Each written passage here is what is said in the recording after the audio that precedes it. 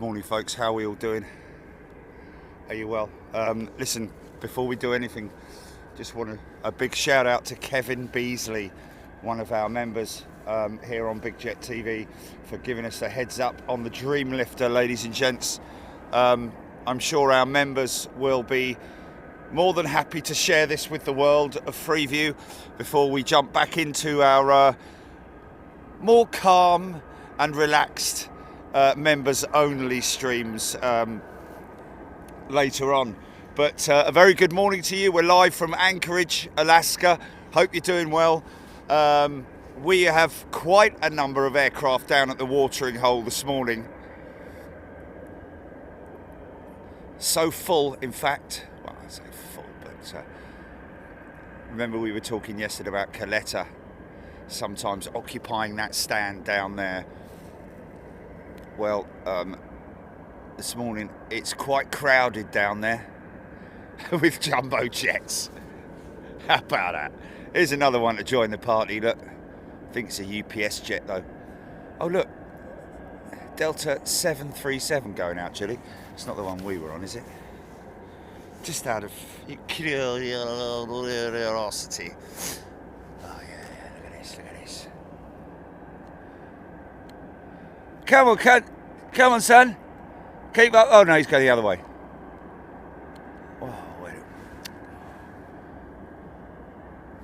Oh, God, that was. Oh, there we go. Okay, we are tracking the Dreamlifter, folks. One of 4. I think they're still operational. Atlas Air are the operators of the aircraft, I believe on behalf of Boeing. Two geese heading off to wherever they head off to. The bays, one of the bays, one of the inlets, maybe, I don't know. But I hope you're all doing well.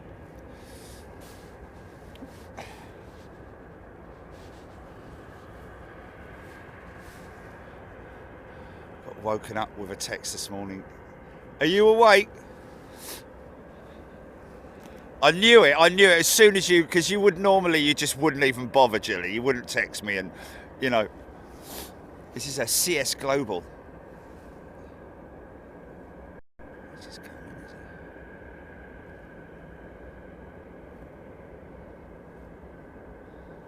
It's just changing my settings, stand by.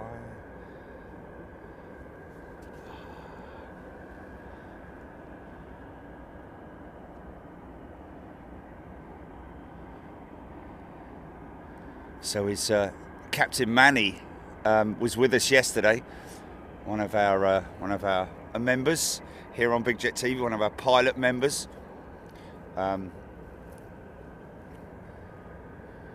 He flies those FedEx 777s.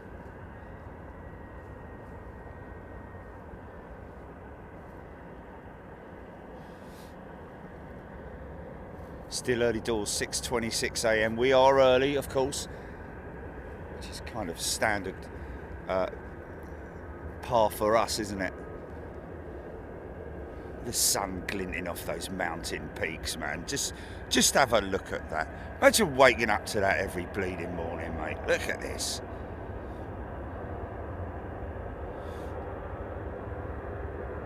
It's just like the old 7.3 we flew on, isn't it, Jilly?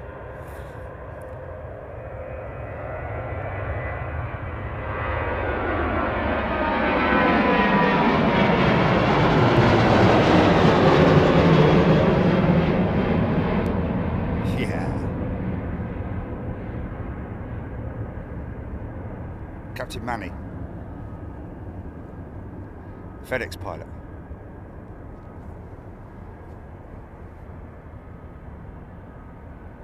Oh, does he? Oh, okay. Okay. Oh, Caroline Teague has gifted 10 memberships. Thank you, Caroline. Ann Hodgkinson is a new member. Welcome to First Class, Caroline. Phil Loxham, welcome back, Phil. Looks like it's going to be a few more people joining us. This is the northern end of the airfield here at Anchorage. If you're unfamiliar with the layout of the airfield, this is the far northern end of the airfield. They've got 3 runways here. as far as I'm aware. This is the Atlas ramp, and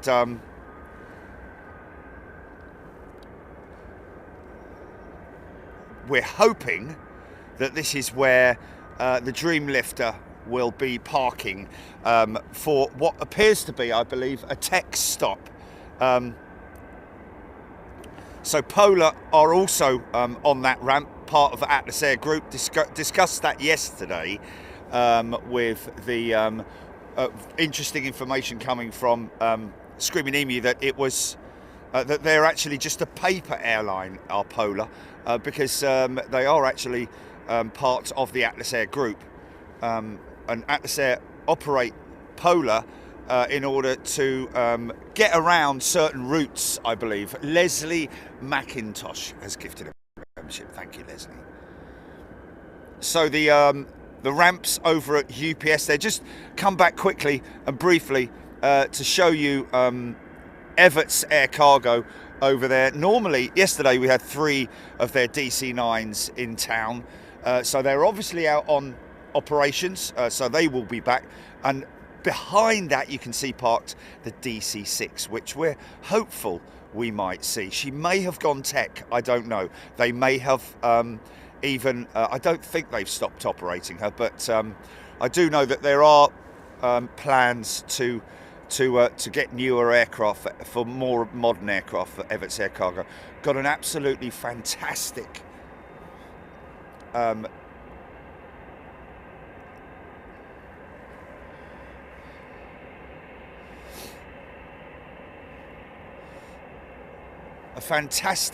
segment yesterday that we filmed. All female crew. I say all female crew, just first officer, captain and first officer, flying down to Ontario. Watch that back if you get a chance, if you're a new member or if you're an existing member and you missed yesterday's show. Yesterday's test stream, 6 hours long. Wow, look at that, man. Ian Rolfe is a returning member. Welcome back, Ian.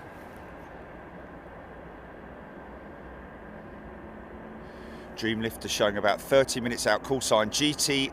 Is that 14536, Stuart Watson?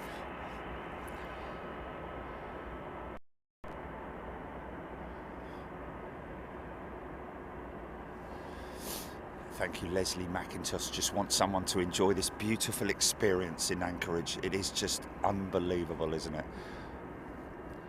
Stephen Office, good day to you, Stephen.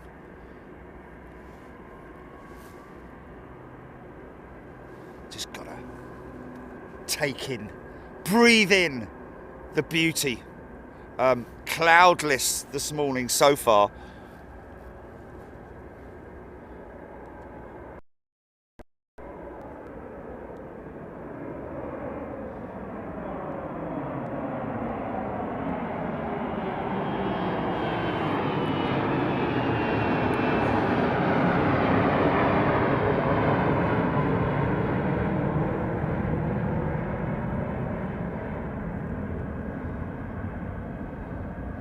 So that's the normal sort of like standard departure route that they take about 10 seconds, or just as soon as the gear doors have finished closing, they crank it left. Possibly something related to the military base and approaching aircraft.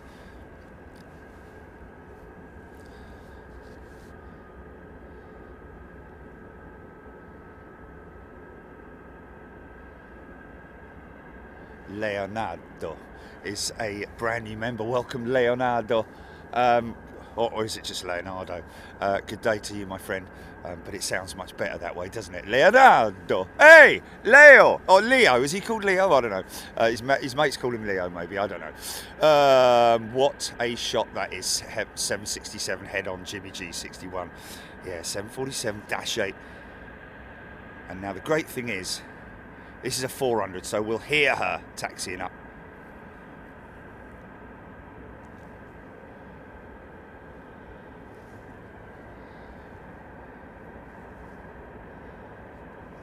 Avro Arrow, and she went to number 1 on flight. Oh yes. Our UPS pilot. And I've seen her before. I'm pretty sure I've seen her before.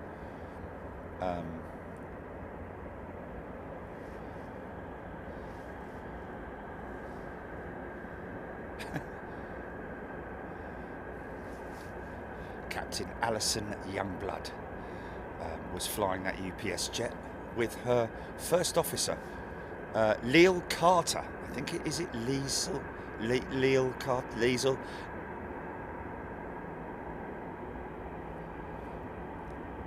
And Liesel, the first officer on that 747, former colonel in the US Air Force, and Captain Youngblood has climbed Mount Denali.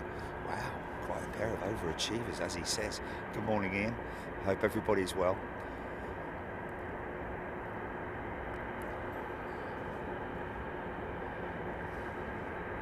Oh, this is the Malaysian converted jet, is it? The other three are China jets, I believe. Wow.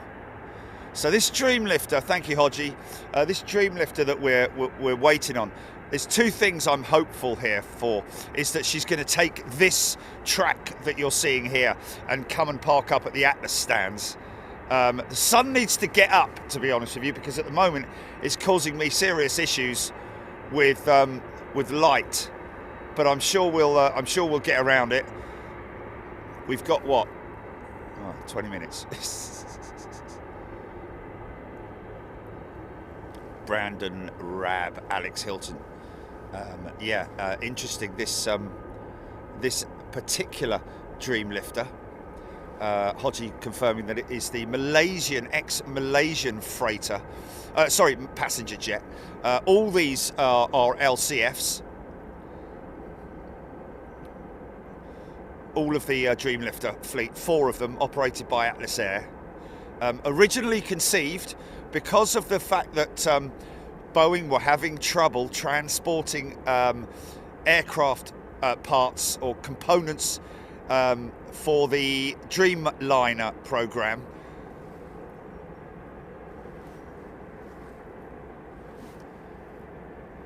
So in terms of them bringing them by sea freight, because they were just too big, the components were too big for containers. So what they did was they developed the Dreamlifter.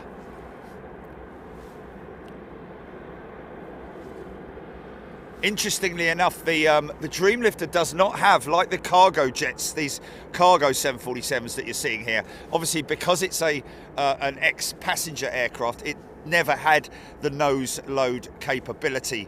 So they use a swing tail load system, which, interestingly enough, is operated using an old container. A shipping container vehicle, which sort of like handles those huge big swing tail. Unbelievable. When I'm hopeful that she won't park up down there. I'm hopeful that she won't end up down at the waterhole there. I'm hopeful that she'll be up here. And if she is, then we'll obviously catch her right opposite her, talk about her. We can have a good look at her, look at all the bits and bobs, oh, look at the C-47, is that C-47? C-47, C-17? It is, isn't it?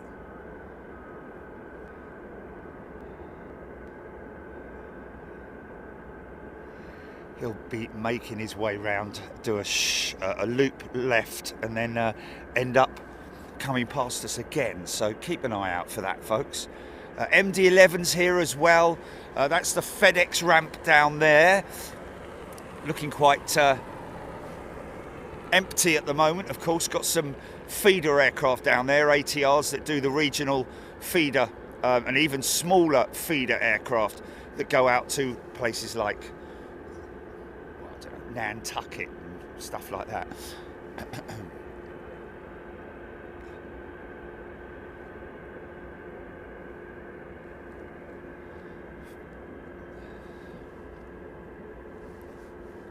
Modifications for the what's that?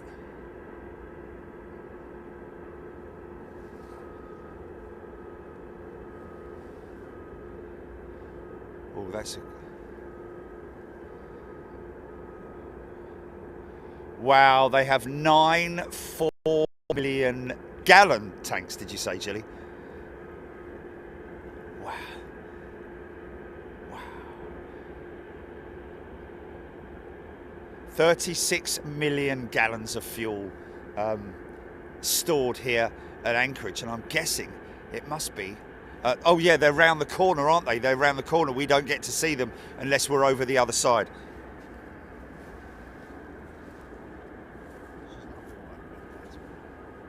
That is just fantastic. What an honour to get. I mean, it's an honour when we get anyone to number one, to be honest with you. But now, depending on which direction she's coming in from, GP, we could get her on approach as well.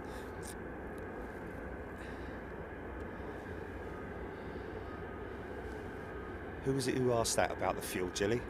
Was it Sarah, did you say? Sarah Deal. Thank you, Sarah. Great question. Great question. Ellis Chernoff, the standard departure requires turn to 300 heading to 600 feet. Heading at 600 feet requires turn to 300. So, is that the standard departure route, Ellis, that you're talking about there? Is that to avoid the military approach pattern? Because there is obviously the approach pattern into Elmendorf, I think it is.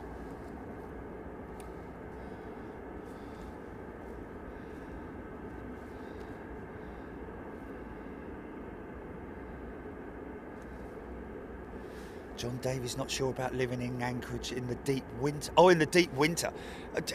Oh, yeah, it depends on how resilient you are, really, doesn't it? You will obviously adapt to the winter conditions.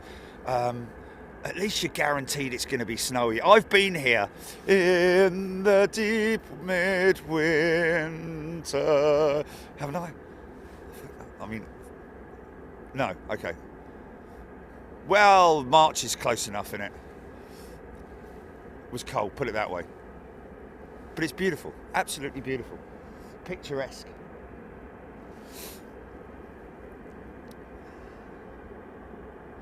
Anya Von Feel, got my coffee? Ready for the night. I hope I've got that pronunciation right. Anna. Mike Del 11, good morning to you. Melody CPR, C17 out of Elmendorf. There we go. That was it, that C17 that we just saw. KW Green. Any Bombardier Dash 8s at Anchorage? There are, aren't they? I think we've got a couple of freighter variants which operate out. I think. Pretty sure we saw yesterday, didn't we? They were. I think they were. I don't know if they were. What variant they were? The long one. Put it that way.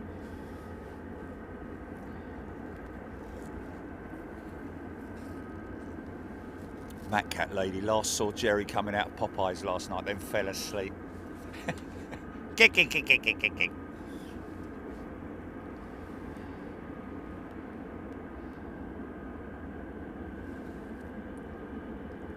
Al. Yeah, we do have a quite a healthy contingent of big jets down at the watering hole. All feeding in the trough there, you can see.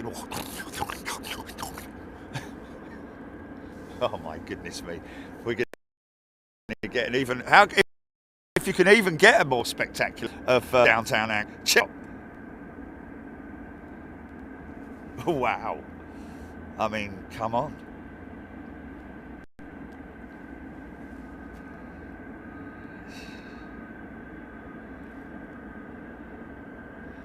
Hopeful that sure we're going to get to see the usual array of aircraft coming in, going out.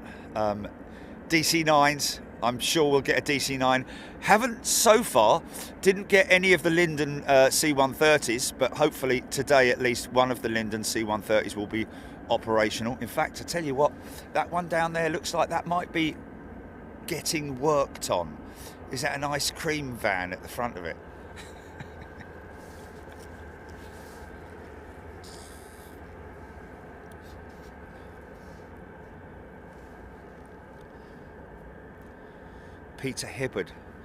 Pete Hibbard, sorry, the Beluga is bigger in volume than the Dreamlifter. Okay, interesting. Of course, the Dreamlifter, I don't think, what stage were they at with the Beluga? They were just at the early Belugas, weren't they? 2006, was that around about the time that the Dreamlifter took to the skies?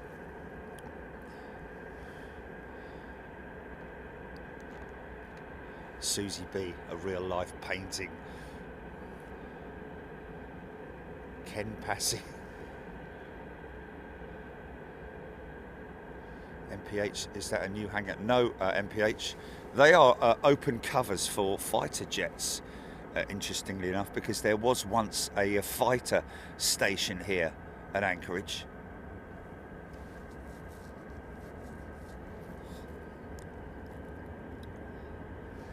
And that's the other runway. Just about saw that Atlas jet. See if I can. So he's landing on the 7s. There's 7 left and 7 right down there, I think. You're going to be amazed, folks, if you, well, you've kind of already had a taste of what it's like to have these aircraft come past us at immense speed. And we're going to get more.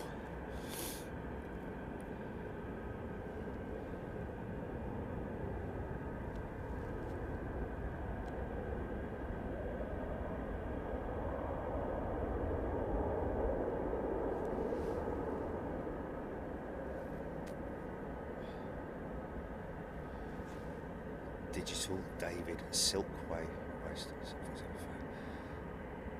Oh, okay. It's giving someone a information on how to join. No mooses. I saw a moose on the way up here. I don't know if it was the same one. It looks very similar to the one that we saw yesterday. This is one of take. This. As you can see, it's quite a narrow, that's where the moose episode actually happened down there. I'm a little bit higher up on the ridge here today because of that snow mound there, which the lower you go, the more that obscures your view. But, you know, oh, I don't care, oh, I don't care, oh, I don't care if you got the way, if he comes round here, if you got the way, oh, I don't care if he comes round here. Sorry. Chris Clark has gifted a membership, thank you, Chris. This is a peculiar aeroplane in terms of, it's a peculiar aeroplane in terms of its looks, folks. If you're familiar with the Beluga, then you'll understand what we're talking about in terms of airlift, oversized components. This particular program, the 747 Dreamlifter, was developed for the Dreamliner.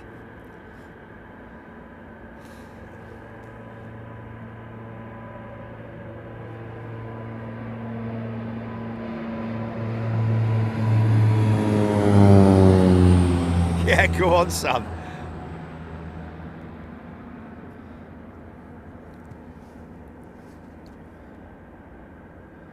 That could be coming up here. Now, obviously we want to keep, I'm just having a look over the, looking over the field at the moment. Oh, I wonder if that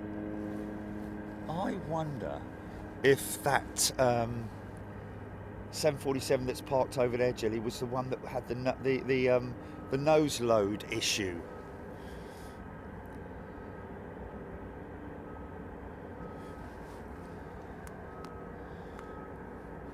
Hodgie, thank you. Dreamlifter converted in 2010, all 5 of them. The first Airbus Beluga was built in 1995. There was a transition period, yeah. Partially, initially, the LCF conversion was partially designed by Boeing's Moscow Bureau. They won't be there anymore, will they? And also Boeing Rocketdyne, with the swing tail designed in partnership with Gamesar Aeronautica of Spain.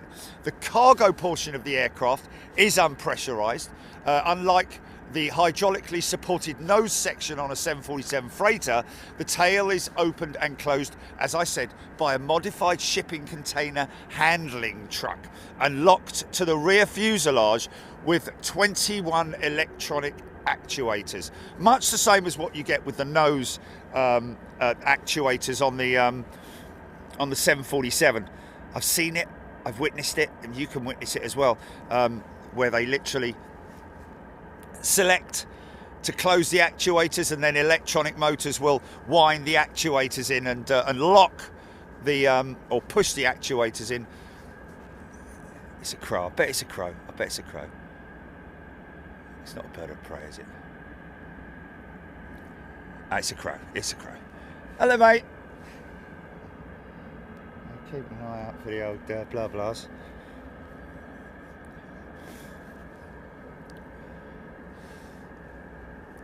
So the 4 aircraft that Boeing acquired for the Dreamlifter program, I'm intrigued to know why they. Well, actually, to be honest with you, the reason why they didn't. I can see. I've basically answered my own question. The reason why they didn't use a pure freighter variant was because the size of the parts that they needed to fly to handle were too big to go in through the nose. So they basically acquired. So it wouldn't have been used if it was at all. It would have been because of the position of the cockpit where it is. That and also the just the option of being. I mean, they've cut this thing in half, haven't they? Literally, to modify it. And when you see all the bolts, and they are, it's not subtle rivets like we get to see where you don't see it. This is like the side of the Titanic, basically, when you see all the bolts and the fixings where they fix the body to the fuselage. It's sort of like very squared off, as opposed to the Beluga, which is a far more sort of like slender, curved, has a more slender look about it. This looks like pretty brutal, actually. It almost looks like a 747. It looks like an anaconda that swallowed a donkey.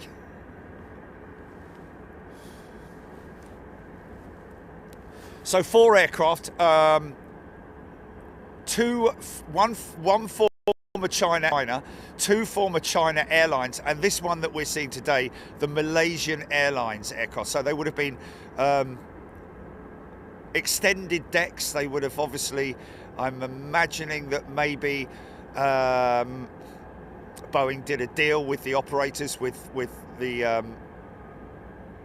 Malaysian and China, just because the aircraft may have been at that point coming towards the end of their contractual obligations. And you see that Atlas jet, it's quite a little bit frightening, because we don't know where the Dreamlifter is going to end up, folks. I'm just hopeful that they're going to bring her up this end. Got 1 aircraft on the stand up here.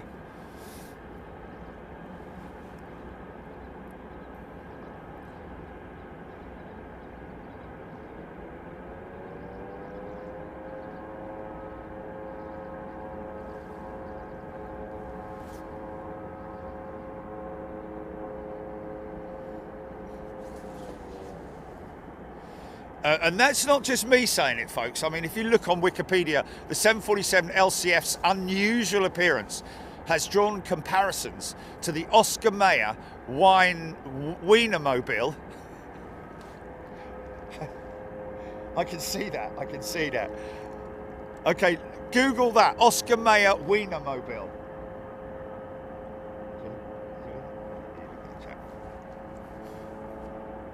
Yeah, so that's quite funny. And the Hughes H4 Hercules. It is an odd looking thing, I have to say. Spruce goose, that is.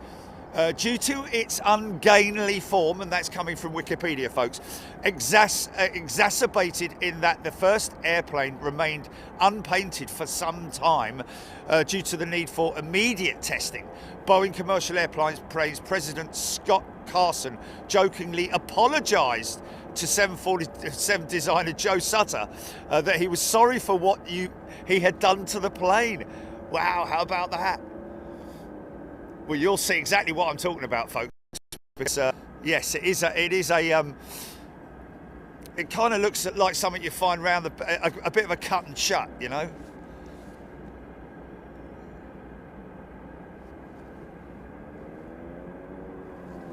Yeah, we can do that for you, mate. Yeah.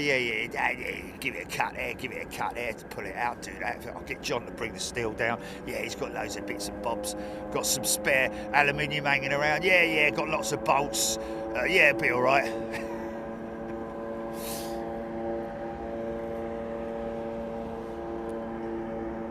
In fact, interestingly enough, if you look back on one of our shows, I actually have got the converted aircraft in its primer form, the model of it from Aviation Retail Direct. So there you go. It is available. I kind of prefer it in that. It's a bit like the A350 ULR prototype. Not so much prototype, but well, was it at that stage a prototype? I don't know. But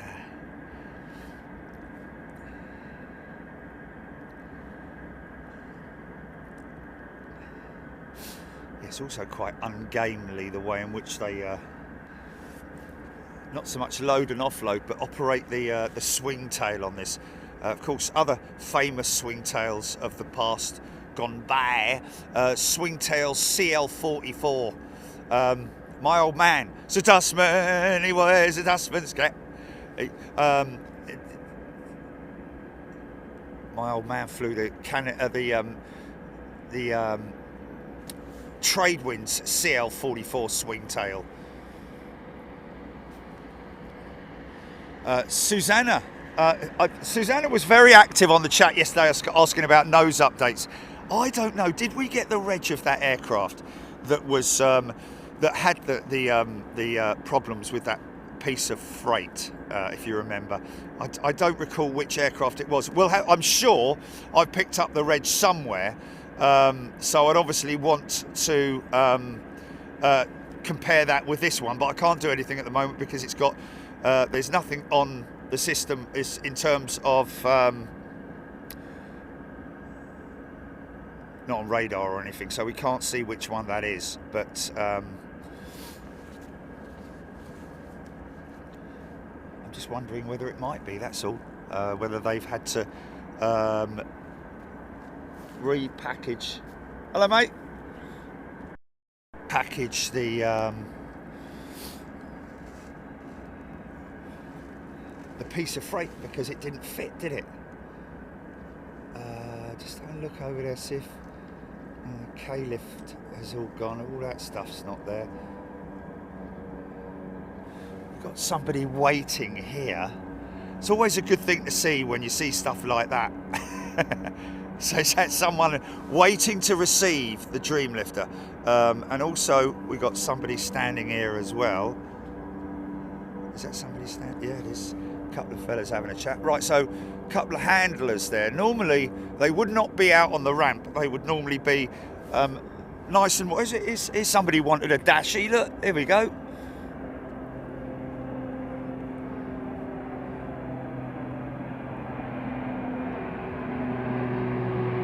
Excellent.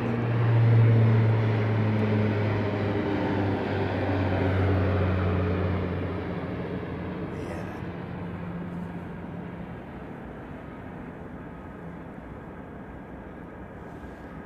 I guess that's what they call them in Australia, isn't it? Dashies. So yeah, I'm pretty hopeful. Is it Timmy? Yes, sir. Hello, mate. Good to see you, mate. You're a lucky man, aren't you? Yeah, the sun's kind of brutal this morning. Yeah, but it's all right. But we need it a little bit higher so that we can I'm hopeful that the Dreamlifter is going to be parked up there. From what I'm seeing with the activity on the apron, they are waiting for something. So where is it right now, GP? Okay, so she's coming in on 7s, yeah. So we will get a brief glimpse of her through the trees over there. So don't you worry about it, folks. We'll just monitor it. What's that, mate? Am I okay sitting here? You what? Am I in the shot? No, just if you're sitting down, you're all good, mate.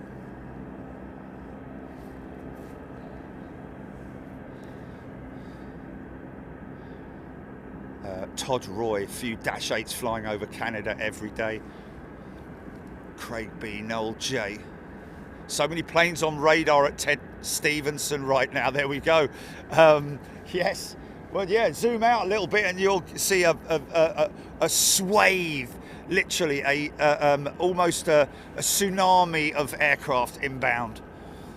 Oh, Moody, DC-3 departing soon. Is that the converted one, or is that the one with the radials? Hopefully it is. I don't think we're going to be. Nothing's coming off the Dreamlifter, folks. So unfortunately, we're unlikely to see the tail being swung open. But I'm just. We've got to pray that she comes up this end of the airfield.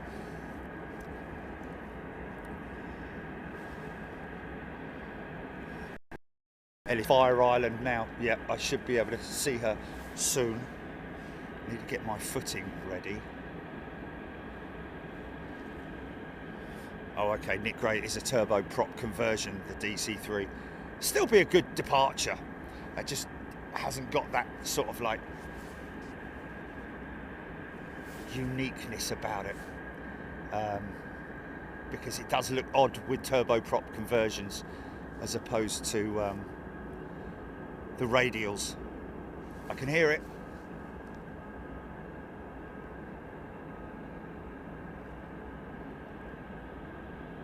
Here she comes, here she comes. Okay, let's see if we can, obviously there she is. We're obviously going to get her rolling out, folks. This is just this is an absolute honour to catch this aircraft today. We've been here 4 times. Is this our 5th visit, Gilly? Or is it our 4th? It's our 5th visit, and this is something that we've been hopeful to see. She has eluded us. Yeah. But Kevin, thank you, Kevin Beasley, so much for. There she is. That's it. That's all you get to see. I'm only joking, Doug. I think they're waiting for her up here. These guys look like they're definitely waiting for a jet. Now the question is it going to?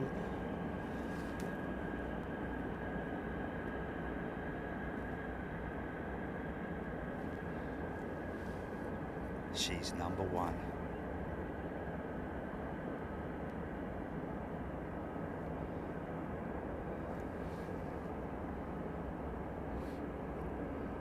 Look at the size of the hinges, man. Monsters. Look at it. It gets more weird the more you look at it. I never knew that the designer, well, the guy that was involved in the project for this actually messaged Joe. Well, he wouldn't have messaged Joe Sutter, would he? Because messaging wasn't around. Would he? Sent him said, mate, I think he did it. It was possibly face to face. Sorry about what I've done to your beautiful aeroplane.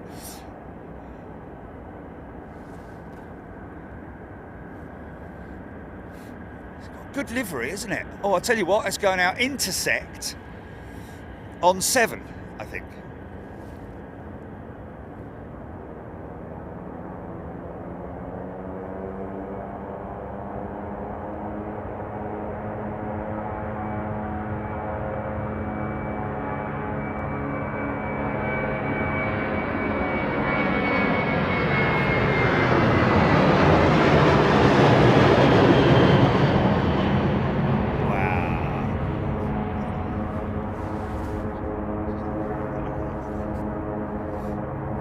It's just odd, isn't it? It's just very, very odd, mate.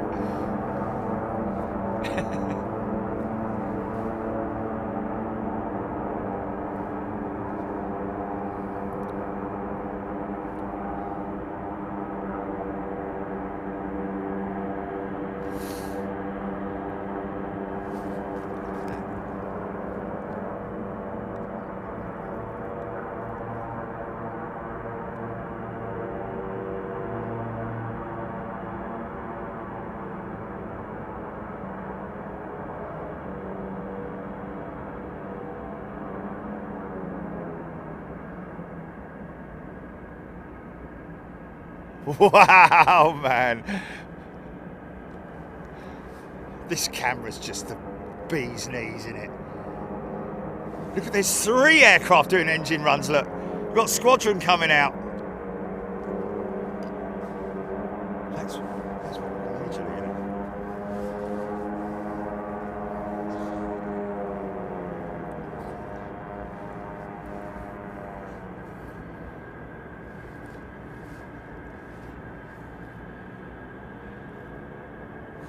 Greg McMillan, is it Greg McMillan? Yes, indeed. Operated by Atlas Air. All 4 aircraft operated by Atlas Air. And the reason for that is because I'm guessing Boeing would rather have, it's a bit like, MD-11 landing on. It's a bit like having YouTube look after all of our logistics, because that's what they do for us. And this is a bit like the same sort of deal that they've got going with Atlas Air and Boeing, because Boeing have gone, right, well, it's going to involve, we'd need multiple departments and so on and so forth to operate this, whereas Atlas Air can do it at a cost, obviously. But Captain Manny, the Beech 900 Buzz Squadron. Nathan P, Russie T. Alan Shadbolt, never seen a Dreamlifter. Looks like it's pellets on its back wing, but functional, yes. 40,000 cubic meters, 40,000 cubic meters, is it? Oh, feet? Oh.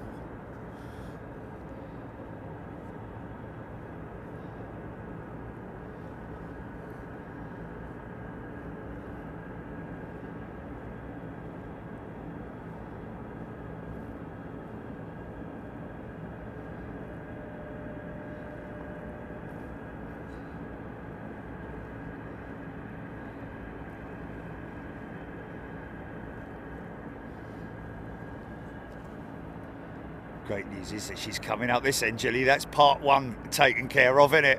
Ha ha! Yes. Say a little prayer for me. And look at this. This is one without any winglets on it. That's interesting, isn't it?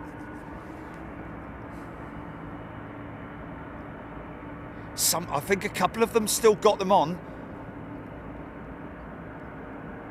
Oh wow, Todd, interesting. This is unique in its own way, isn't it? It's a brute, this thing, man.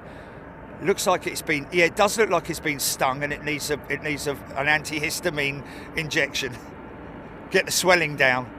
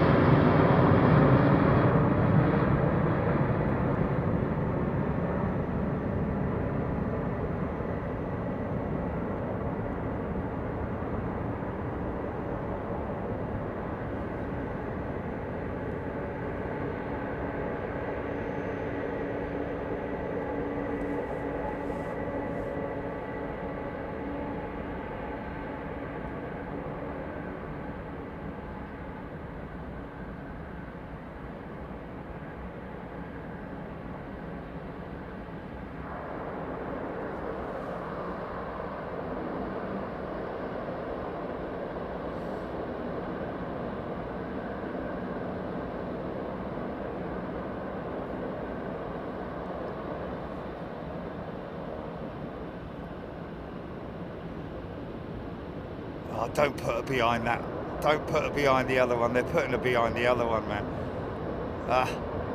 They're going long on it, I think. Oh, that's a shame, isn't it? I mean, better.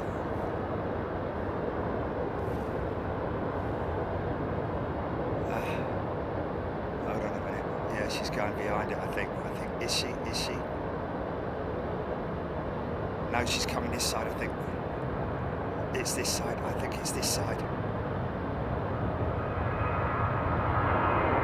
Yes.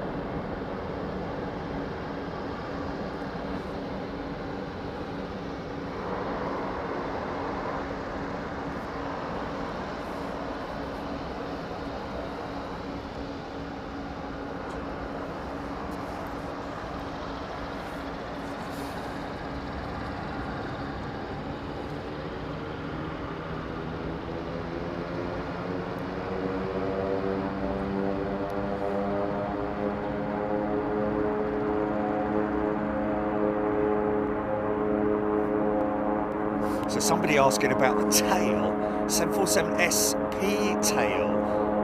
No, these are all from converted 747-400 jets. Interesting to see the fact that they've removed the 400, the Dash 400 winglet. For whatever reason, I'm not sure, because obviously the winglet improves the efficiency of the aircraft, but maybe just for aerodynamic reasons, I don't know. But I believe that one or two of the other aircraft, Dreamlifters, do have the 400 winglet. Interesting to see the crew rest area. Obviously, because I'd imagine there's not much space behind the crew where there'd normally be a crew rest area, as you can see on that jet there.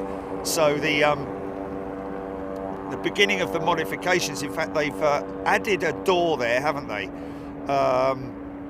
They've added an escape door, I'm guessing.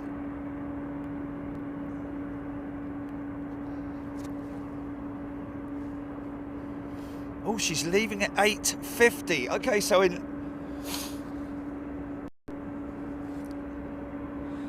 well, I guess we've got to ask the members, really, Julie, haven't we? Okay, so we're just looking at the departure, estimated departure, supposedly around about 8:50 this morning. So about an hour and 40 minutes from now. It is literally just a tech stop. Just rolling her into position there. Oh, they've just hooked her up, that's why. Okay. Okay, folks, we're gonna run, you know, let you guys decide, really, because do we carry on running the Freeview as it is up until her departure, and then the rest of everything is all going to be members only. Look at those two queens next to each other, man.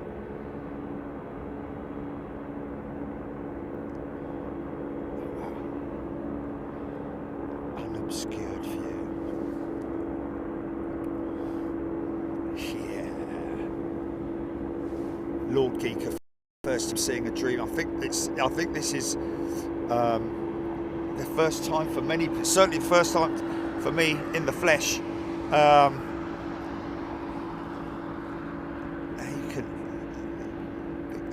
We're going to have to wait till later when the light is better, folks, because then I'll be able to pick up the basically where the two parts come together. They've obviously built another fairing there. You can see they've added a fairing on the to kick the airflow up and over it,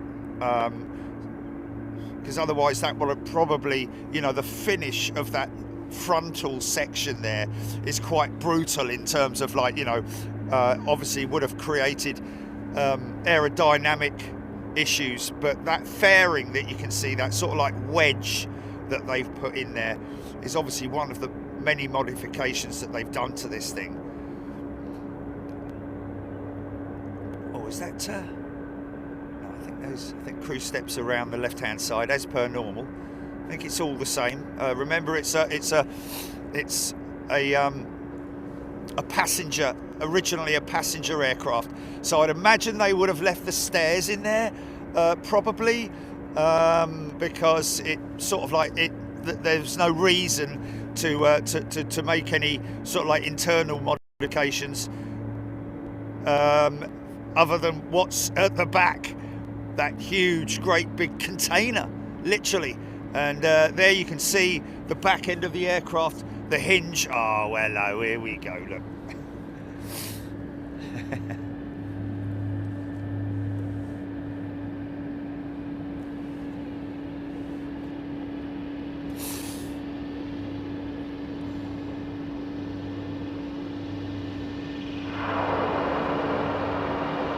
Yeah, Lord Geeker, I'd love to have a look around her as well.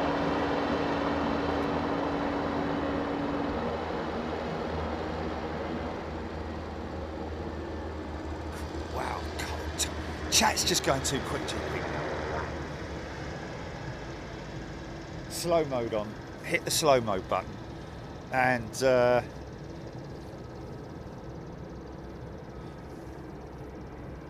okay, Aidan Campbell. He's gifted a membership. Thank you, Aidan. There may have been quite a few people who gifted or joined whilst I was filming the Dreamlifter. I just wanted to sort of like, for editing purposes, I wanted to. There's another one. Keep me mouth shut, if you know what I mean. Look, there's another jumbo. Is that Cathay Pacific? I think it is. That'll be a Dash 8, I would imagine. Captain Manny, thank you. He has gifted 5 memberships. Kitty Cat Chat has also. Sounds like a great name for a channel, doesn't it, Jilly? Yeah. Oh, really? Like it? Yeah. But I think it's a lovely name for a channel, isn't it? F&F check. Yeah. Ian Hanna. Run Freeview. We might get some more members joining Aidan Campbell. Well, folks, can I just say, okay, and I said this to Jilly yesterday, it's really important that you understand, we don't do we turned off Super Chat because it's quite sort of like, we don't want to make people feel in any way pressurised about giving money. I know other channels across the world, in terms of like, and we're not talking about aviation specifically, we're talking about all channels. Some are more sort of like hell-bent on raising as much money as they can in Super Chat, and it constantly interferes with the whole thing from what I can see. We work on a different proviso where we do gifting, which basically means it's giving other people the opportunity to come in, rather than just going in our pockets. It's giving to other people who are maybe a little less fortunate, or who just want to try Big Jet TV membership for the first time. And it's great because we do get a lot of people who stay around after being gifted membership. Look at him following it. Getting a bit of a draft off those engines potentially. Flying Bedstead likes the member. Very democratic. C5 Alan, welcome back, C5 Alan. He's a returning member. Robbie Whiteley's gifted 5 memberships. Quality Mobile Video gifted 5 memberships. Thank you so much, folks. It's not about. It's Alan Doughty is a new member as well. Good morning, Alan. Welcome to Big Jet TV. It's more about sharing aviation as a community around the world, and it's just a far nicer way of doing it. Oh, hello. Okay, I'll read this one out because he's made a fair comment, Jilly. Non-member, I'm gonna read it out. Pilot David, Dreamlifter has the cockpit and stairs to the old front first class section as the cargo area is loaded from the back. Indeed, 747 freighter loads from the front. So yeah, exactly. That's what I was mentioning earlier. The reason why the Boeing designers decided on a 400 passenger variant rather than the swing nose, because the swing nose would have been too small, because let's remember it's that the back of the Dreamlifter has a much lower floor to it. This has quite a high floor on it, so you are limited what you can get in through the nose of a 747 freighter like this, which is why they went for the passenger variant. But here we go, 747-8.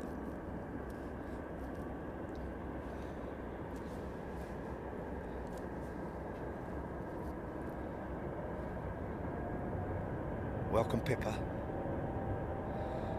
GENX. The power of two Dreamliners right here, folks. Listen out for the wheels.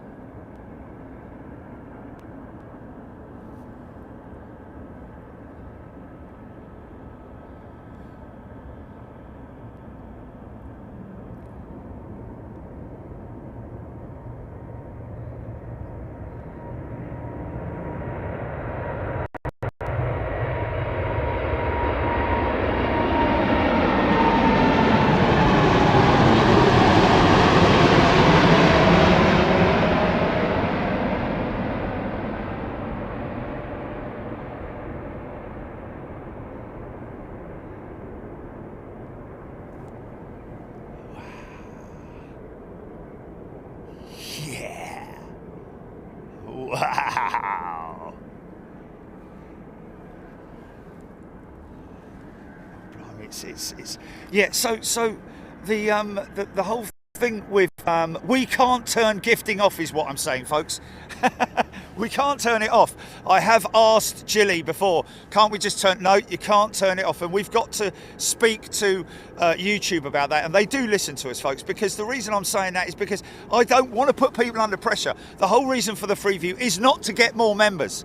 The reason, well, it is to get more viewers and more people aware of it and exposing it to people around the world. It's not to get more income or paying members or anything like that. I would switch it off if I could, because I'd want to say it's free view, but members just sit back, relax, and talk and chat and watch the whole show. Don't get involved or worry too much in any way about the gifting stuff. We can do that on other shows.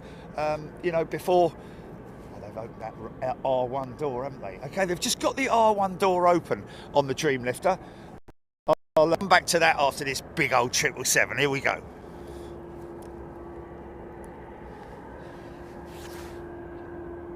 you saying welcome? Are you saying thank you? Just because. Okay, good, thank you. So Jilly is taking care of saying hello to new members, returning members, and also thanking them for any of the gifting and all that kind of stuff that I sometimes and very regularly miss due to having my eyes everywhere around the field. Yeah.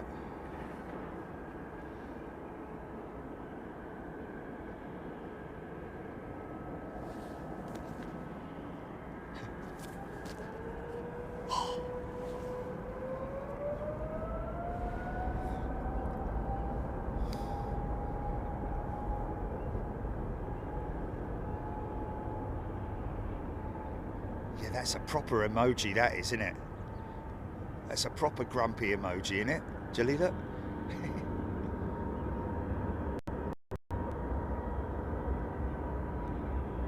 He's angry now, look at him, look. You have some of this, he's saying. Charles Bronson, yes.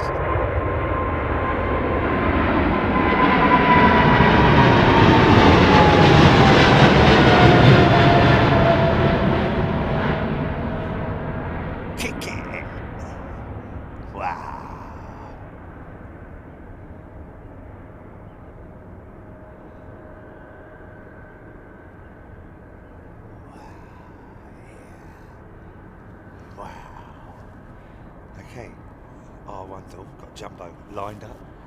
Coletta jet coming out. Okay, so it's just, there's the pilots. Yeah, there's the crew leaving the aircraft now. And maybe, very possibly, because I know that a lot of Atlas crew are based here in Anchorage. So the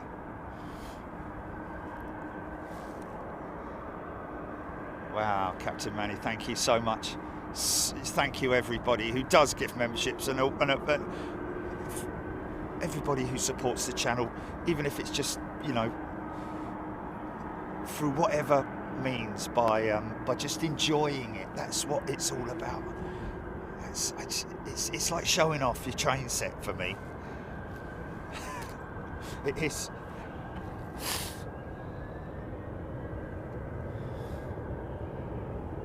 Zoe B sounds absolutely amazing with headphones. What a beautiful Alaska morning. Well, there's some more for you, Zoe. Jumbo jet.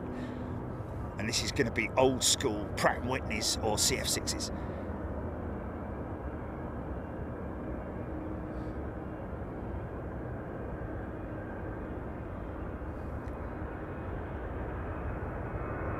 Oh, she's growling, man.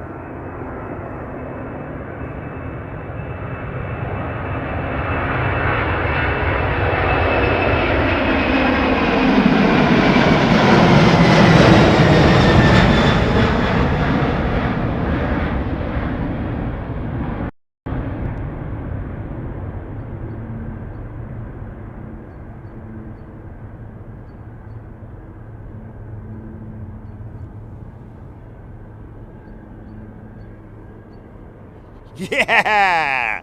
Oh my God. Man, how gnarly was that?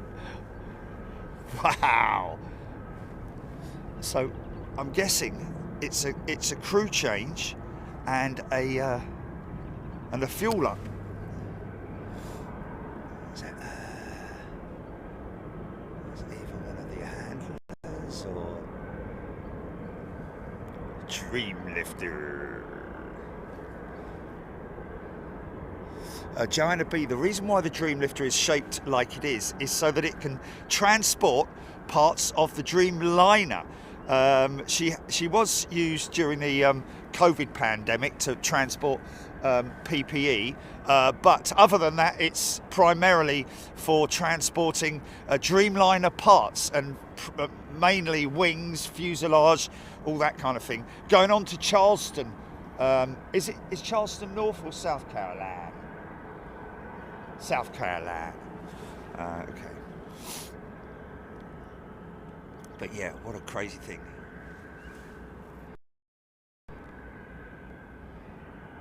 Penelope, what a time to join the stream. Wow. Icky saying, I think this is the biggest aircraft I've ever seen. Well, yeah. I mean, Icky, as you're a member, then you'll probably be joining us down in Toulouse in the coming weeks. Definitely planning a Toulouse trip. If you've just joined us, folks, this is the Dreamlifter specialist transport aircraft, an LCF converted freighter, Boeing 747-400, which, as an example, I can't really show you. Oh, actually, hold on a minute. There we go. And that's quite rare, actually, I have to say. Atlas Air. That is a 400 jet that you're seeing there. So that's an ex-passenger jet. The difference between the freighters, the pure freighters, like these ones with the 100 front, I call it the 100 front because it is more or less identical to the original 747 100 front end. And 200 as well, but the reason why they used that shorter design on the freighters is because in order to maximise the amount of internal space they've got, because if you can appreciate that the floor of that upper hump has to stretch all the way back and beyond the end of that fairing, as I call it, that upper deck fairing. So obviously it makes perfect sense to use the original shorter front end in order to maximise the space that they can get in there. But for the reason for using a 400 aircraft with the Dreamlifter is because it was pointless them using a it was pointless. What's that? It was pointless them using a freighter. Because the nose load is not what they were looking for. Because as you can appreciate there, if you put crank the nose up on that, you know, if it was you'd have, it would be a much bigger operation in terms of structural integrity and all that. So they picked the 400 passenger jet.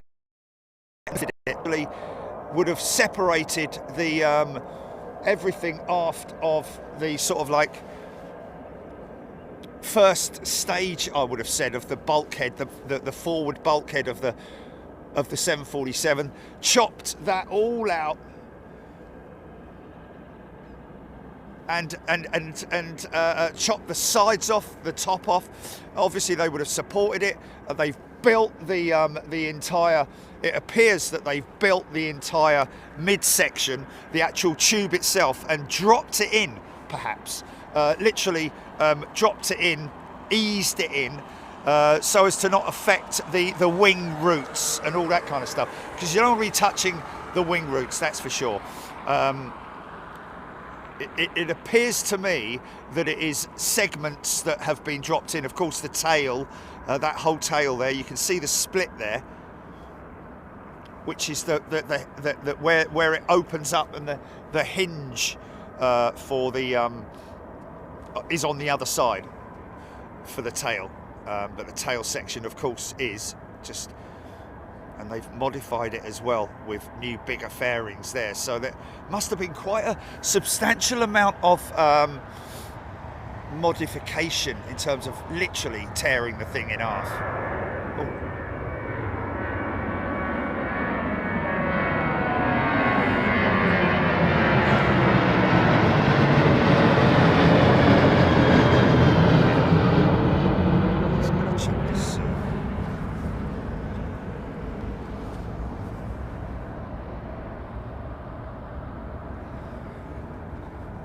So is the general consensus of opinion that we're going to continue on with the Freeview then, GP, yeah?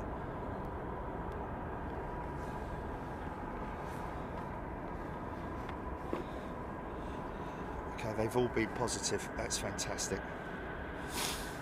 Wow, 91% we're hearing.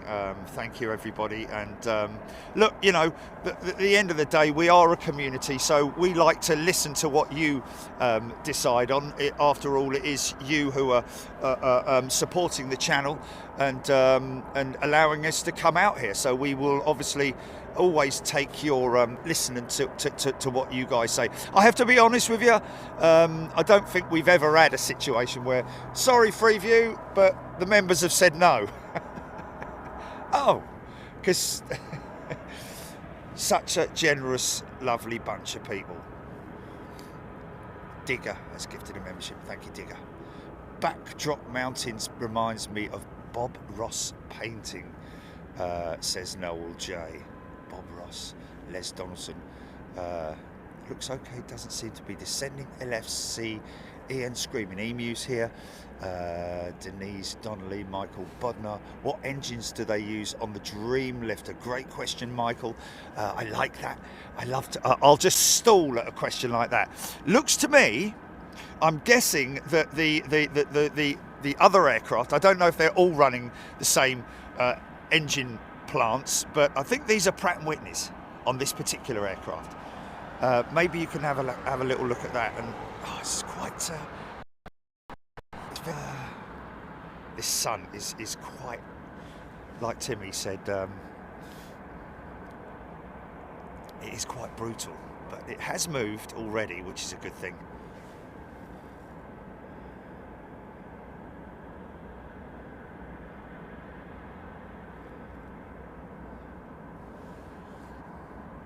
yeah, I don't. It's either going to be CF6 or Pratt and Whitney.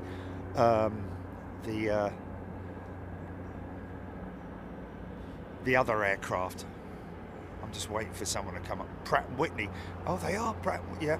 I did say Pratt and Whitney. You know, PW4000. Different variants of the Pratt and Whitney power plant. There's also a PW4000 variant that powers the 777 as well, isn't there? So I'm guessing it's the PW4000 is the equivalent of the Trent program. Would that be right? And then different numbers. Oh, well, Aidan Campbell's saying CF80. They're Pratt and Whitney. CF6, Pratt and Whitney. General Electric, Pratt and Whitney PW4000s, aren't they? But okay, now here's an interesting thing. If you look at that, the reason why I said the Pratt and Whitneys was because the back exhaust cone that you can see there, the darker one, is covering over the pointy cone that we've seen before on the show, on the CF6. I've got nothing that I've got where I can see a CF6 cone, but you'll kind of know what I'm talking about if you look at the back end of the CF6. Normally, like you see on the A330s and 767s, I think not all of them have that cone, that cover over them. So they, okay, so I'm getting two conflicting things here. Some people saying they're CF6s, some people saying they're Pratt & Whitneys. You've got to look at the reg, folks. It's based on the reg because there were obviously two Air China. This is the ex-Malaysian 747 400. There was two Chinas and one Air China, I think.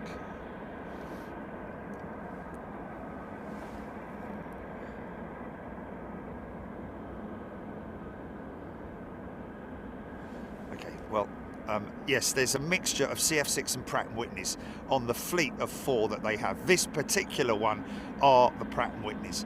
So sometimes you might see a sleeve like that.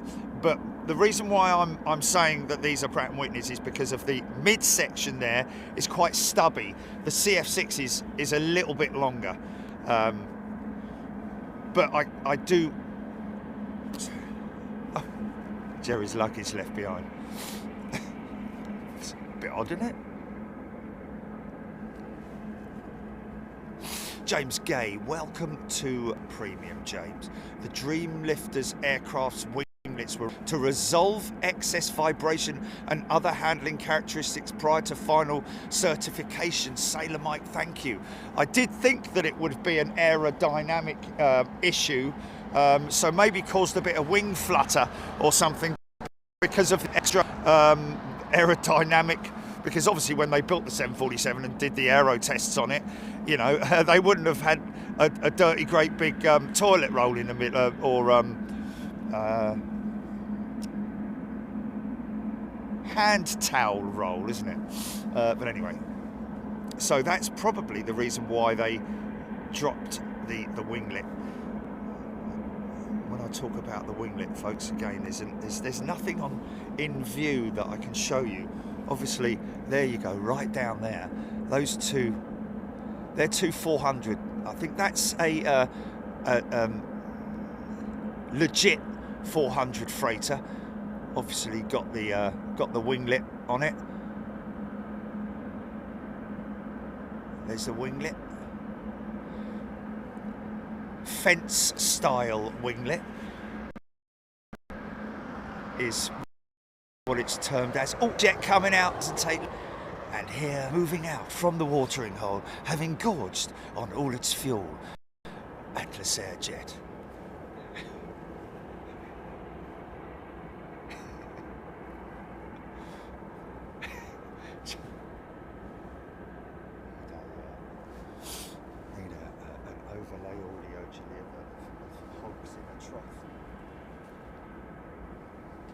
Because that's what they're like down there, aren't they? Look at them all.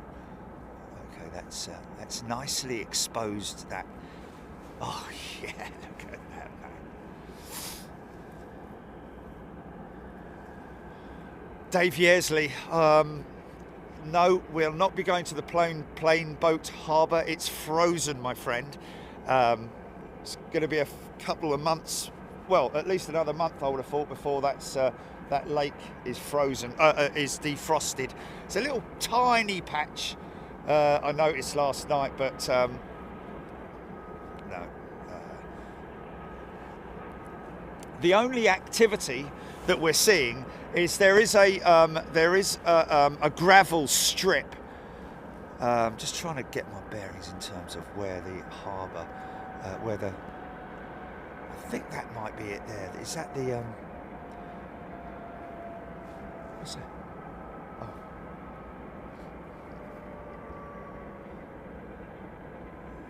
The hotel at Lake Hood. Is that it kind of there? But anyway, over there, Lake Hood, you can hear the stuff going on down here when you're down at Lake Hood. It gets quite noisy during the summer months because it just gets very busy over there. But most of the stuff that we saw yesterday was from the dirt strip.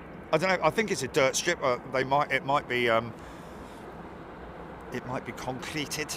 I don't know. But anyway, there is a dirt strip that they operate, those big pneumatically tired, those huge, great big things that can land on gravel and escarpments, and I think they have competitions. Didn't actually.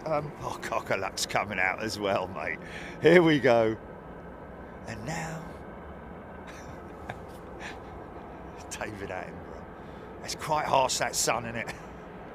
On the eyes, on the old mince pies, mate.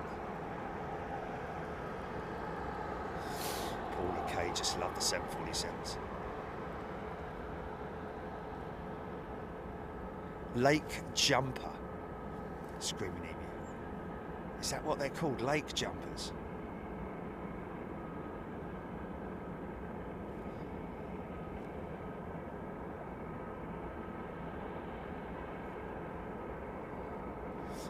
Digital David.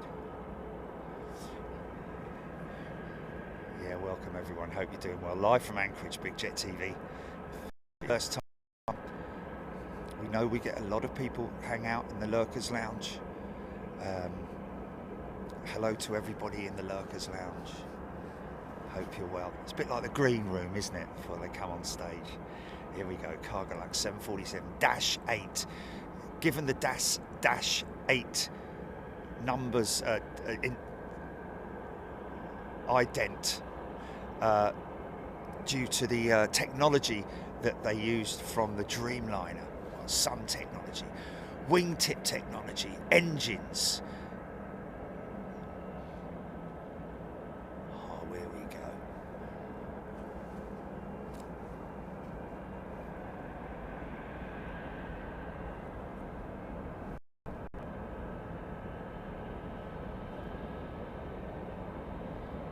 Papa Echo, good question. We'll discuss that in a moment.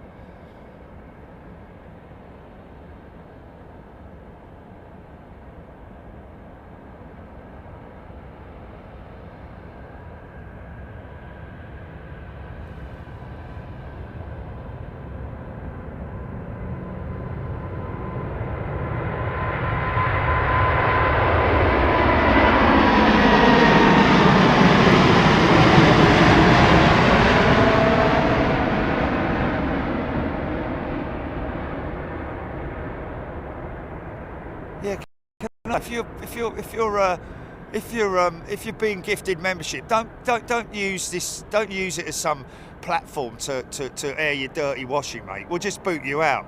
Simple as that. So you talk it. Just don't. Obviously, talking. You're talking. Thanks.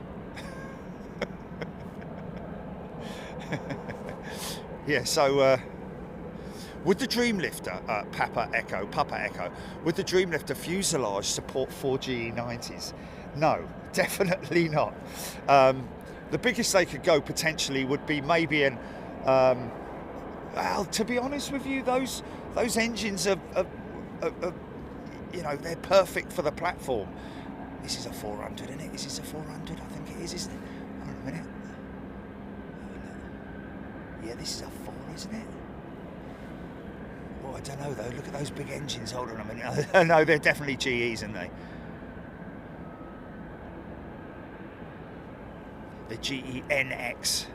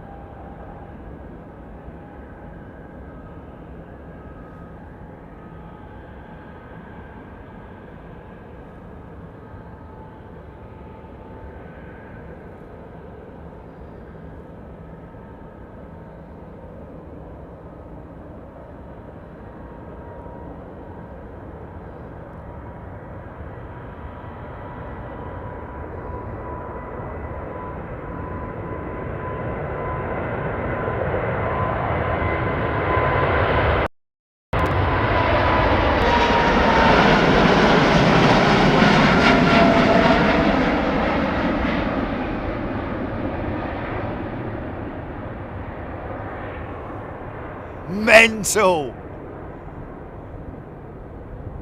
That was so cool, man.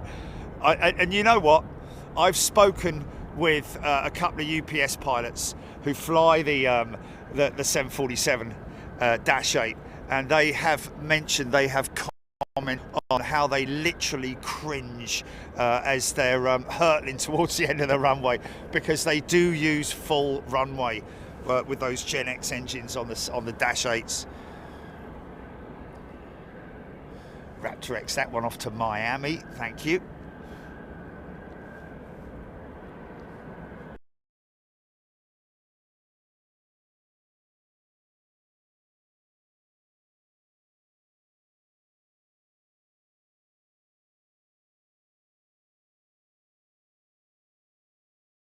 I didn't bait either or, to be honest with you. They are just fantastic, aren't they?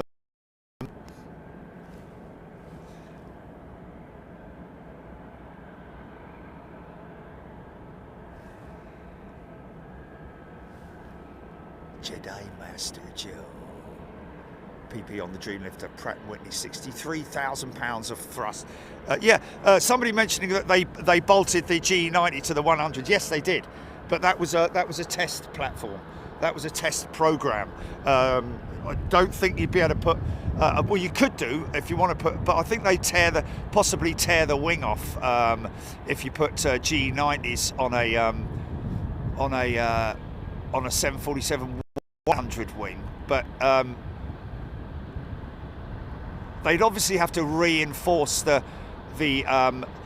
mechanism that the braces that basically hold the engines in onto the aircraft.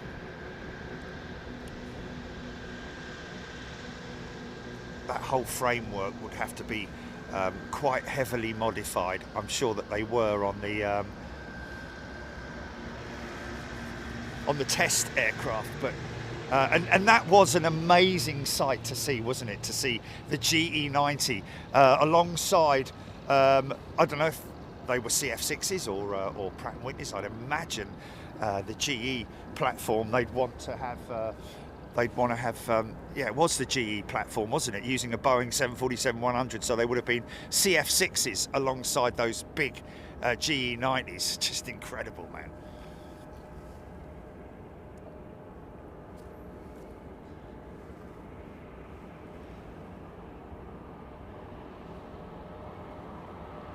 Kristen Steinberg, thank you, Kristen.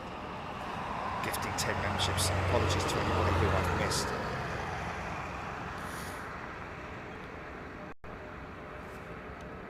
Todd Roy, that's a good one actually. That's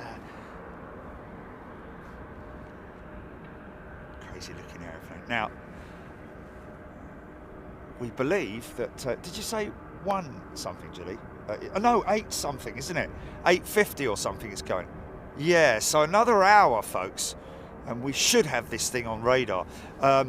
What will be the telltale sign of imminent departure will be that R1 door closing.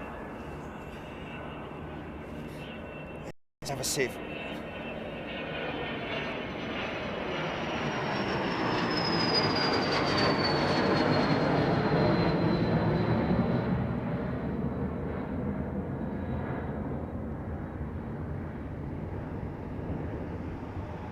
Such what, GP? Oh, really?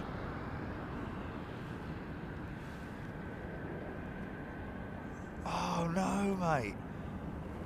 Well, can't you reboot or anything like that? Oh, right, okay, yeah. We got anybody on that flight deck yet? No one yet.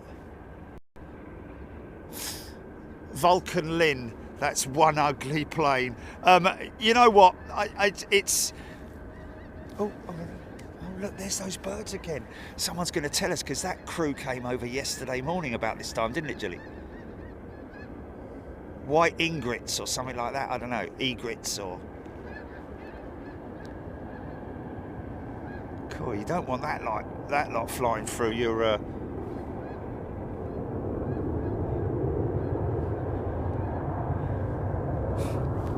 Flying egrets. Well, there wouldn't be anything else, would they?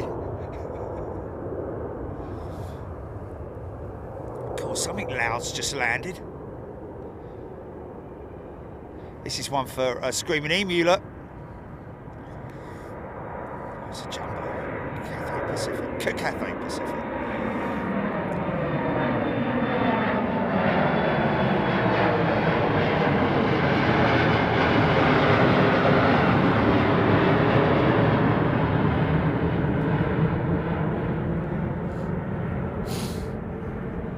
I'm sure that that was quite interesting, wasn't it? Screaming Emu's, remarks about the. We knew about the seat issues with the seat, didn't we? But came to light that apparently also there's an air conditioning fan very strategically positioned, shall we say? In the restroom on the Embraer E1, the Embraer, sorry. Martin Osborne, ugly but practical. Absolutely, that's what it's. You know, at the end of the day, here we go. Engine run.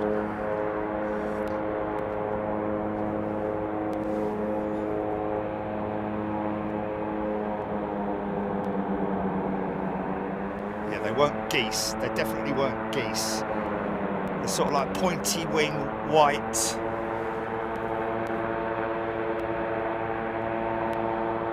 Scuba Steve said they were grey goose. It didn't look like geese to me.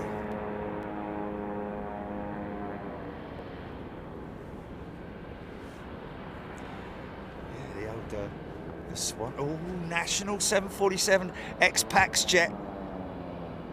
An LCF. BCF in it.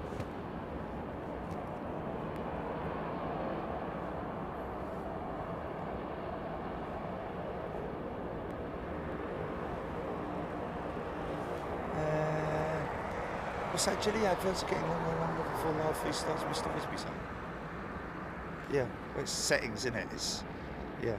That's YouTube. That's a YouTube thing. Unfortunately, it's nothing to do with us. We don't have any control over what gets played out on YouTube, folks. Unfortunately, I have to say, but you know, okay, becoming a little bit more manageable now with the sun. Oh, Brent Geese, Nick Dark, thank you. Not egrets for sure, little moo. Nick Gray, Brent Geese. There we go. Oh. Is that Aloha jet coming out? That little 737? I think it is, isn't it? It's a nice livery, isn't it? That little, it's a 300, was it 3 or 4? 300 freighter with the CFM 56 engine. And as another plane joins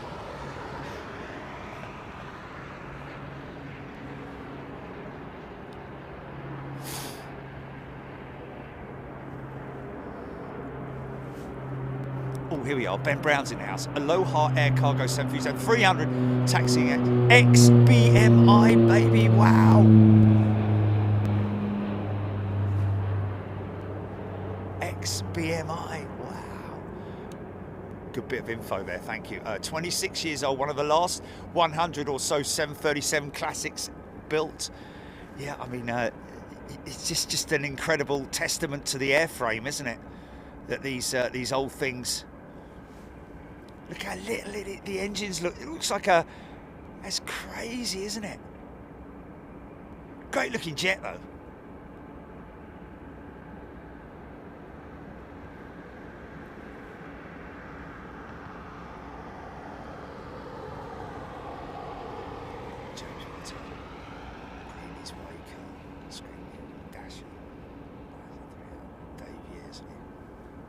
Loving the colours, lots of people loving the colours.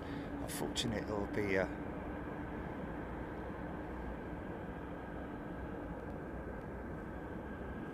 you can hear that national jet.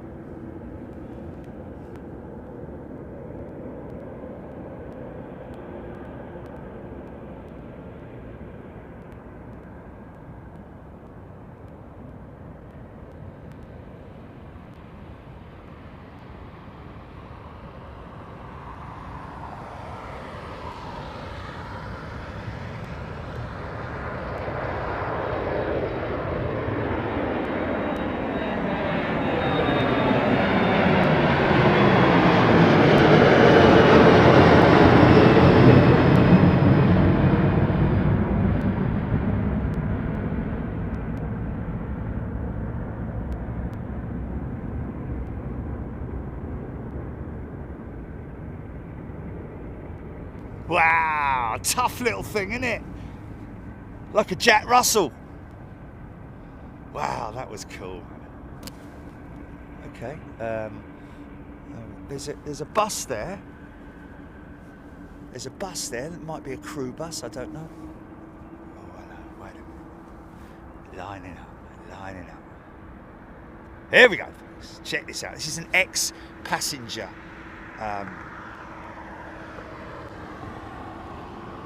747 Boeing converted freighter.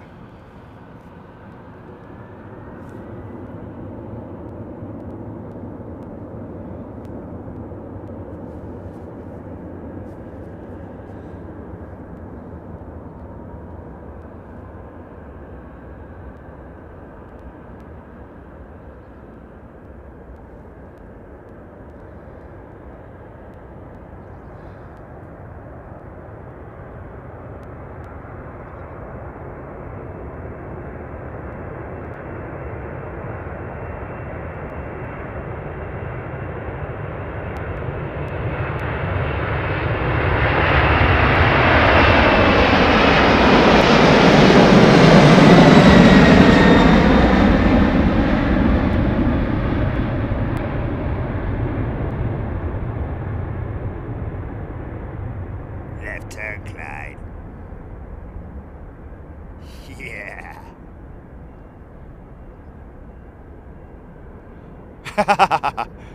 Well, that was quite a late turn, I have to say. Usually a little bit earlier than that. I think that might have been an altitude-related delay in that turn, possibly. Oh, you can still hear her, man. CPR, what a shot. Ian Rigby missed the first hour, still watching yesterday's on catch up. What a no, don't worry about it, mate. Well, it's good to see you here. Glad you finally made it. Watching yesterday's on catch up. 6 hours was supposed to be a test stream, for crying out loud, but that is what it is. yeah, it's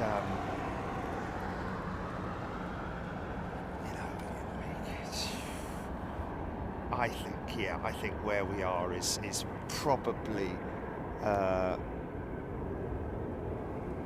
most is if you toss it up between, you know, being up there on the bank overlooking that that ramp there, you get them pushing back, you get, oh, it would be up close and everything, wouldn't it? Are we the Nippon Express.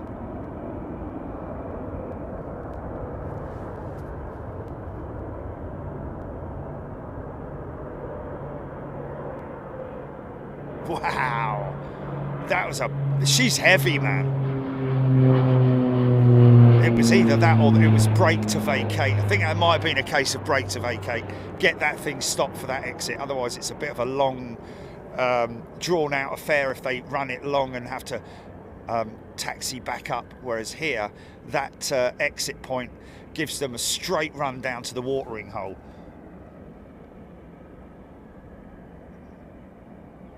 Yeah, you know what? In a funny sort of way, I kind of, yeah, it's a tricky one because I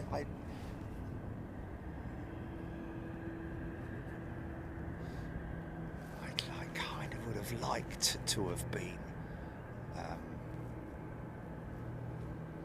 Isn't it funny how some of the Dash 8s actually, depending on the colour scheme, depending on the livery, some of them actually look longer, don't they, than others, and that's purely down to the livery.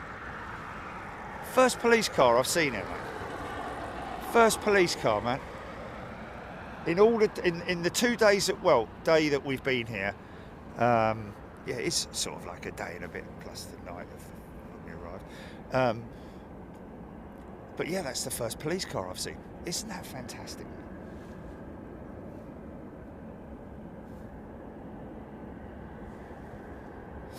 Aidan Campbell, timestamp for Dreamlifter taxiing is 7:03.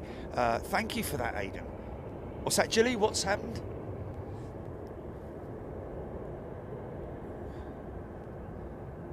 Lady Holwood, brake to vacate, use less fuel.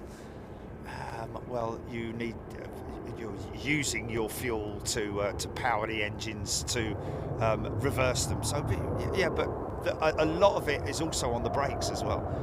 Wow, it's a noisy old. That's another one who wants that exit, I think. Look how quick they're turning off.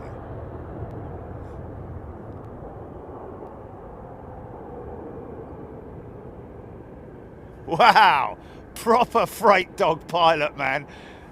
Still on the reversers as he's turning off. That is proper. So the Nippon jet, interesting. He's going to go this side, I think. Yeah, he's going to go this side, isn't he?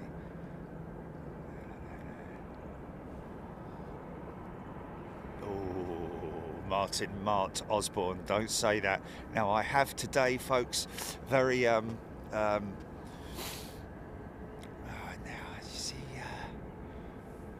fancy doing a coffee run, fella? Yes. Hey! Good lad. Timmy Toothpicks, ladies and gent. Wow. Mate, you're so lucky that you can jump on these jumbos, man. Are you going back on one? No. Oh, you're just in it on a scheduled. Did stand by. Lucky to get here. Good to see you, mate. Good to see you.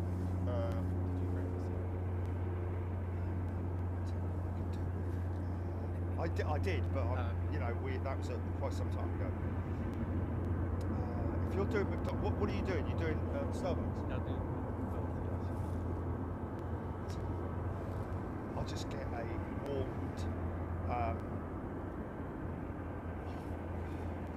What are the pastries, Jimmy? Buttered. Where you normally put croissant. There we go. Put it on the on the curb. Oh, mate. And what, latte? No, it's just a regular latte. An extra shot.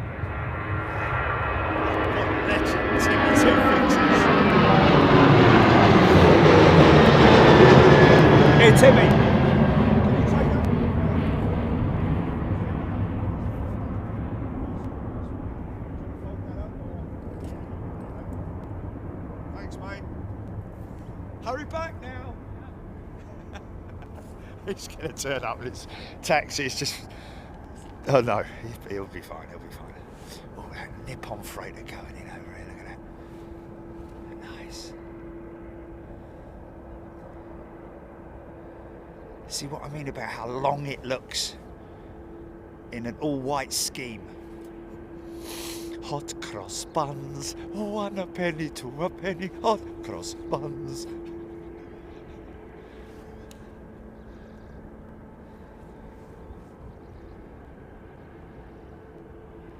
Jason Lizzotti. Amazing view with the mountains and the beautiful flying machines. They are beautiful flying machines, aren't they? There's another one. Prepares to... Okay.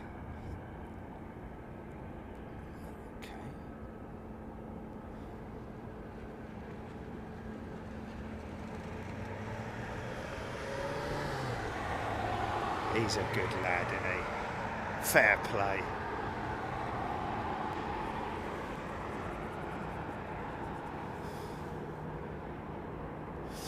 Joe, only one. The shark fin teeth on the back of the engine cowlings, are they only on the Trent 1000 or do they have them on other engines or only Trent 1000s? Marcus, no. The General Electric GENX engine, which you see here on this Dash 8 747, has the scalloped cowls as on the Dreamliner. So no, the both the Trent 1000 and the GENX engines have the scalloped cowls. The scalloped cowls are a design of NASA's. Was supposed to quieten the engine note in terms of the, because air passing the back of an engine is quite draggy as well.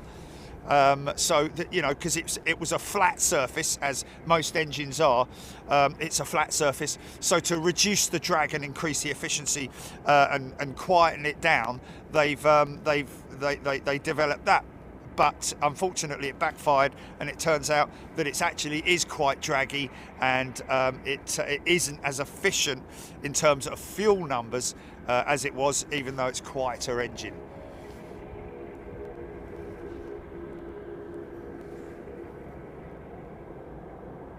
So the 747-8 and the Dreamliner, as well as the 737 MAX with the LEAP engine, because it's a Boeing product. Boeing and NASA have developed a lot of stuff together, including those cowls, winglets as well. I think NASA have more or less are their specialist design team in terms of aerodynamics. Bob has gifted 5 memberships. Thanks, Bob. Hoping that we might see... Oh, I tell you what, hold on a minute. That sounds a bit Herculean. Hey! Hold on.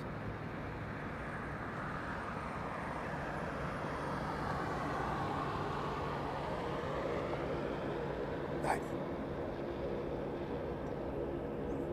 Is there a Hercules coming out?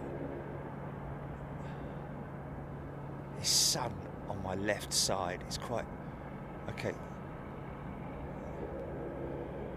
No, I don't think there's any movement down there. But something big prop is moving. I can hear it.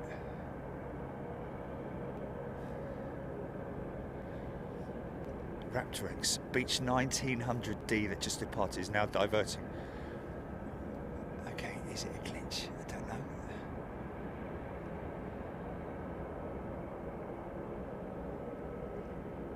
Are they maybe doing an engine run? No. Certainly a bit of activity around that aircraft. Looks like a generator. I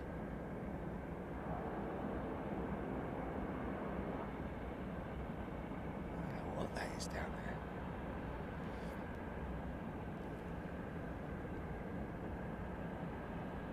Oh, is it this fella here? You making all that noise? You naughty little thing. It was him and all.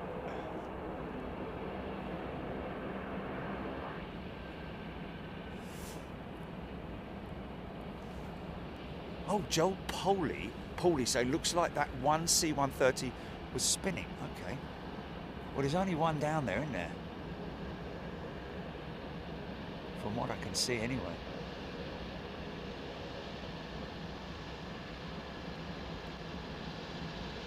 This is the guy that's just landing in it, I think. It's one of these, isn't it? Is it? No, no. I love that livery, man. Remember the DC-9 in Boeing Field, wasn't it?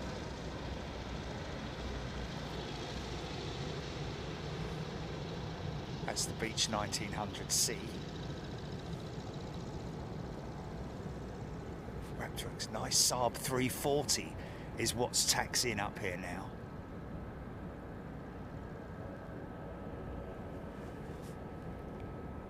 See, I love the fact that people of all different, you know, types of aircraft, appreciating all different types of aircraft. It's just to get people to say that's a lovely Saab 340 when it's, you know, it's appreciating aviation, isn't it? In all its forms, from the ginormous to the small. And I love the sound of a prop as well.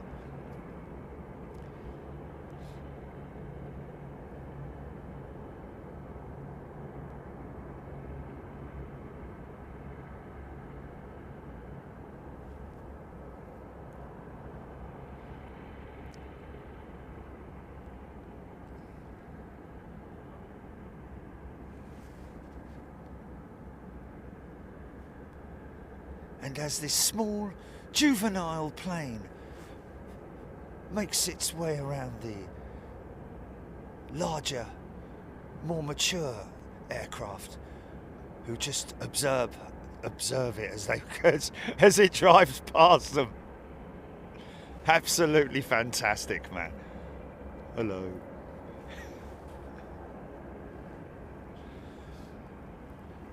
Astronaut Bubbles 63 is a brand new member on Big Jet TV. Jesus Murphy. FedEx MD-11 on radar, Trevor Wood saying, okay, it's either this one here. Oh, wow, folks, you're going to be treated to some...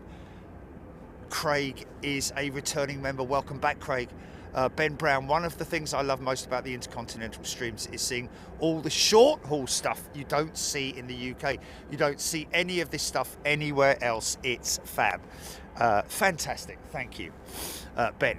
I think that is the reason why we travel, to see all the different variety of liveries and aircraft types, but also, you know, this is so unique, isn't it? What we're seeing here.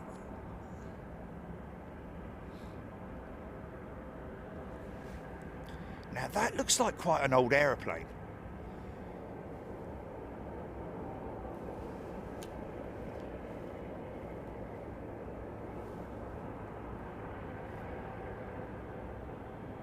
Miles high, triple engine action. There's another MD-11 over the other side, but that doesn't go out till later.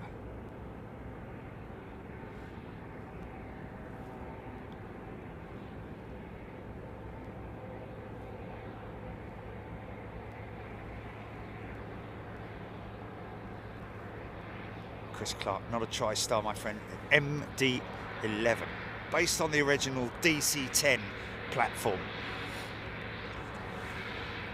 Alexa Perfecto. That's a brand new member. Welcome, Alexa.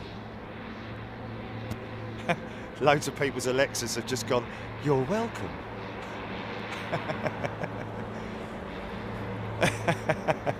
You what?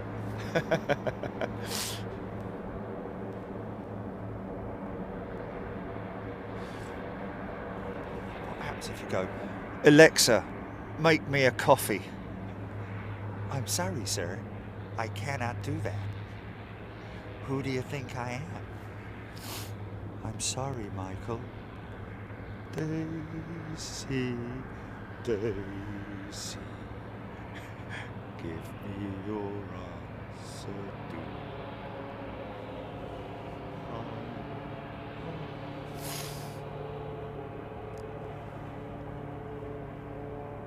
Alex Hilton, very funny. LA girl.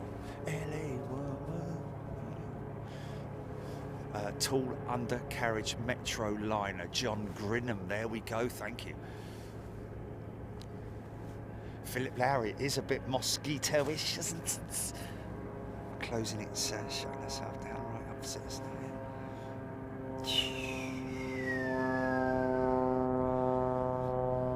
Pretty gnarly turboprops though, aren't they? Like the blades.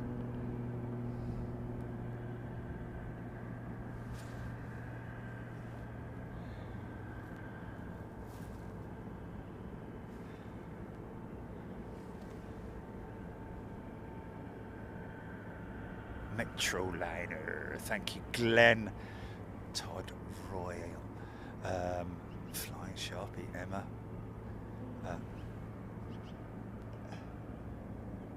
It's quite difficult to read the comments at the moment because I'm looking directly at the sun is right in my face.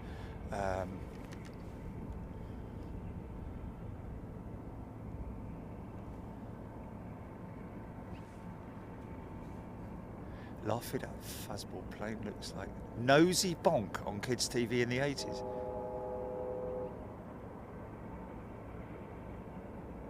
Nice. You're gonna love the distant train. That is fantastic.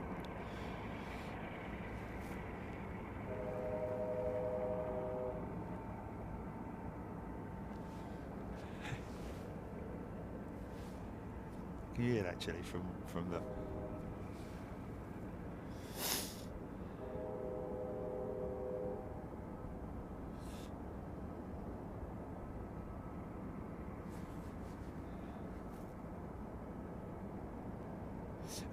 Hodgie saying Linden Air Cargo Hercules inbound, 30 minutes, 48 years old. Okay, so that is the other one.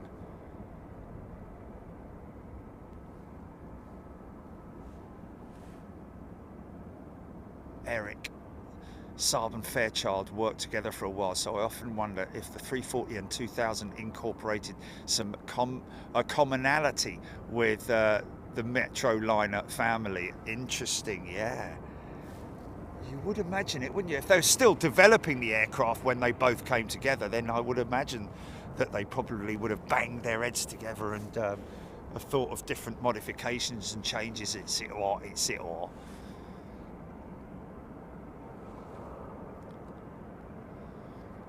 Straightforward. I miss watching Flying Wild Alaska out of Unalakleet, Alaska. It was always interesting to watch how the airport worked.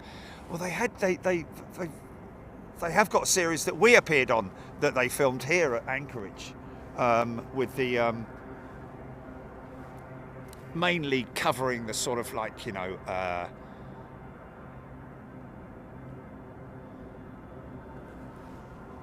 the operations at the airfield. But of course it was a bit like, you know, the same format as like Britain's busiest airport, where you've got your incidents inside the airport. You know, this drunken man decides he wants to stay overnight, but little does he know that Anchorage closes at you know, all that kind of thing.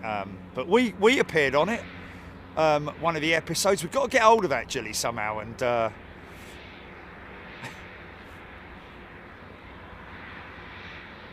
the episode of Ice Airport, Alaska, isn't it? Is it Ice Airport? Oh, it's on YouTube, right? Okay. Yes, I have, and I was really impressed with with what they did in terms of, because I was a little bit sort of like, because I was, you know, looking at the sort of like American series that you get, like Gold Rush and all that. They get really, you know, intense and all that, you know, when they sit them in front of the camera. I was just like me. You know, they're always looking for that sound bite, aren't they? But lovely camera crew as well. Spent the day up on the well, not the day, but a fair few hours up on the roof there of the main terminal building. Aidan Campbell, is there a reason why there are 4 blades or 5 blades on a turboprop? Great question. I'm guessing that's just the efficiency of the engine, the way it's designed, the way it's developed. I didn't realise they had 5 propped blades. But yeah, of course, you know, back in the old days with the Spitfire, the earlier variant, the Mark 1, only had 2 props, and then that developed into the 3 prop, and then the 4 prop in the like Mark 21 or something crazy like that. So now we've got a decent look across at the Dreamlifter. Slightly better light. Sun's a bit higher. I'll tell you what is interesting, folks, is that R1 door has been closed. Now, have we got anybody on the flight deck? Let's have a little look.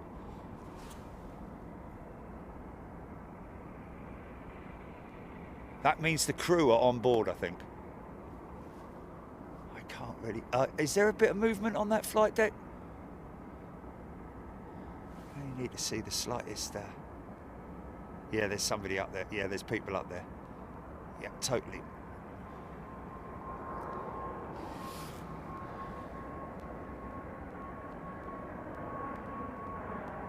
Oh no, please, I hope Timmy makes it back, man.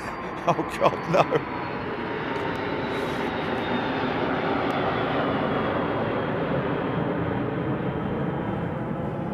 Nice. Okay, let's see if there's any... So I'm guessing the other door was open as well. So just seeing all that paraphernalia closest to us is not relevant with that. I'm just looking for the crew steps. Is that the crew bus departing, I think?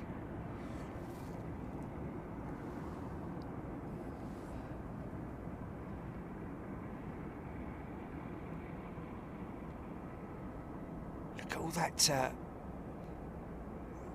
all that, is that, because I know there's a big panel of bolts somewhere where they've reinforced it. No, that's part of the structure here, isn't it? That's not part of the aircraft structure. But there is a section where you can see incredible sort of like structural strengthening sections where there's multiple, not so much, you know, they're almost like nuts and bolts rather than, you know, nice something. Oh, it's a 762.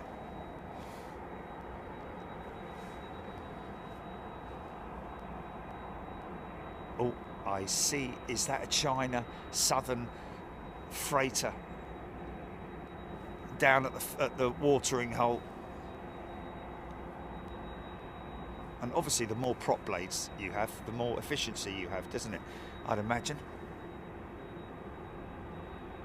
Stuart Ross, this is Freeview Stuart, yes. Send your friend the link, definitely. They'll appreciate it, I'm sure. If you've got any people that you've in your friends list who you're like, you know what? I think they might like this. Send them a text with a link to the show and say, check this out, because it is, especially with what we have here.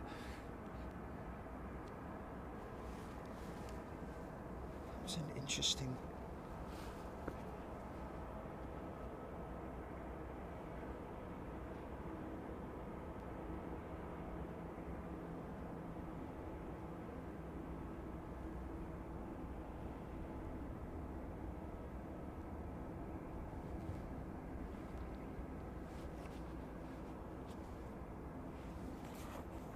What?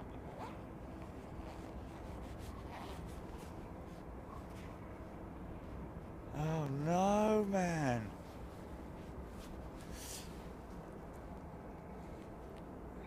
Ben and Amy love the Metroliner. Probably an ex-American Eagle, yes. I can recall seeing Metroliners in the American Eagle. We've seen, didn't we see one at Chicago? Metroliner, American Eagle. I'm pretty sure we did that. That China jet is, I think, going to be on radar, is it? C30 Linden Air Cargo, around 30 minutes from Nome. Wow, I've seen that on Nome in Alaska. I've seen that on programs before.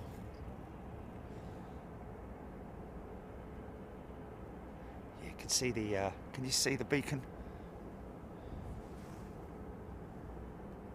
Gavin Wilkes has gifted 5 memberships. Who's that, Jilly? What's that?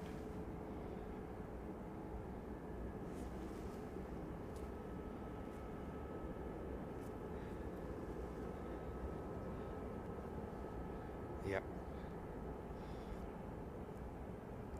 Oh, blimey, screaming at me, American Eagle hasn't had Metroliners since the late 80s. Maybe early 90s, there we go. So we definitely haven't seen any. But we have seen an American Eagle special livery prop, turbo prop, I'm pretty sure we have. Russ CT. Yeah, the freighter's gorging.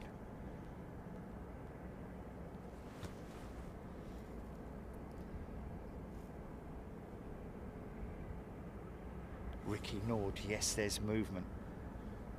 Let's just, sorry folks, sorry. We got the,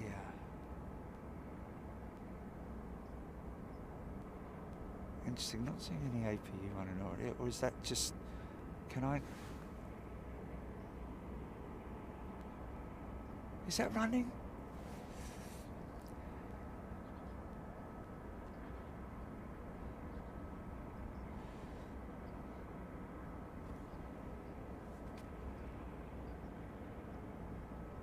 She's hooked up to a tug. A very small tug, I have to say. Very small, very powerful tug. What was her name, Jilly? Rachel. Rachel B is a new member. I've missed a few new members, folks. I do apologise because I'm just so in awe of what I'm looking at here. Mr. Rigsby in the 80s, London Transport used to have Metroliners on the 267 route. Fishing with Mr. W. Jerry, do they get the Flying Tiger in here? Oh yeah, there's the there is a of course back in the day you had Flying Tigers, the actual freight company called Flying Tiger. Flying Tigers had some great liveries, but I think he's maybe talking about the Flying Tiger livery with the big tiger's face on the nose of the aircraft. Which is pretty crazy to see head on. Obviously, you need to see it head on. Oh, Aerocentric, no APU on the Dreamlifter. Good point, because I don't think, obviously, because of the weight, the additional weight of an APU that would be put on that tail section. So they run it all off ground power. So there will be a GPU. Where they'll fire it up with the Jenny underneath the jet. So there we go. No APU, thank you. That'll be interesting to see if they've blanked it off, won't it? We will see her from behind. How cool will that be? Look. He's one of the fuel Bowsers, circling the airfield, waiting for its next victim.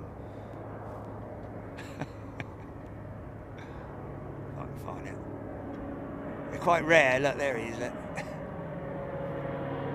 It's like Pilates.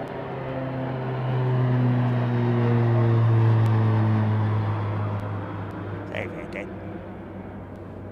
Oh, here he comes. I think he comes. I think this is him. It is him, isn't it? Is it? No, it's not. Oh God, I've just filmed someone. Oh.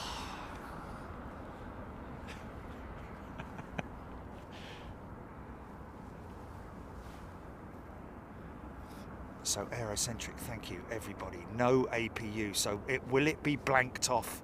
The pipe will be blanked off, no doubt, on that for obvious reasons. There'll be a plug in there, literally, like a cork, big cork. Hello mate, you alright? How are you? I'm good, thank you. Yeah, big fan of the channel. channel. Oh, thanks, man. I appreciate it. Yeah, I fly for UPS. Oh, do you? Yeah, so. What are you on? 7-4. Oh, really? Yeah. In fact, I have my. We have simulators here, so I'm going to the sim here like in an hour. Nice. Is that just a refresher course, or? Yeah, my check ride. Like every year we gotta do like a check ride. Yeah. So and the check ride will be on an actual flight as well, or do they do it in the sim? No, in the simulator. Oh, really? Yeah. Okay, so they compress it, do they? So they don't have to sit there for like 16 hours or something. Yeah. Well, I'm a first officer. Captain does a line check. Oh, right. So they have a whole flight that they're being watched. I see. Okay. But for me, it's just the simulator. Yeah. So and they have two simulators here on the other side of the airport. Nice. Yeah. And they're busy, I guess, all the time, man. Yeah, those simulators. Night and day. Yeah, because we have a base in Anchorage and Louisville, so there's simulators both places. Oh, cool. FedEx has a simulator over here. I don't know if you've seen it. No.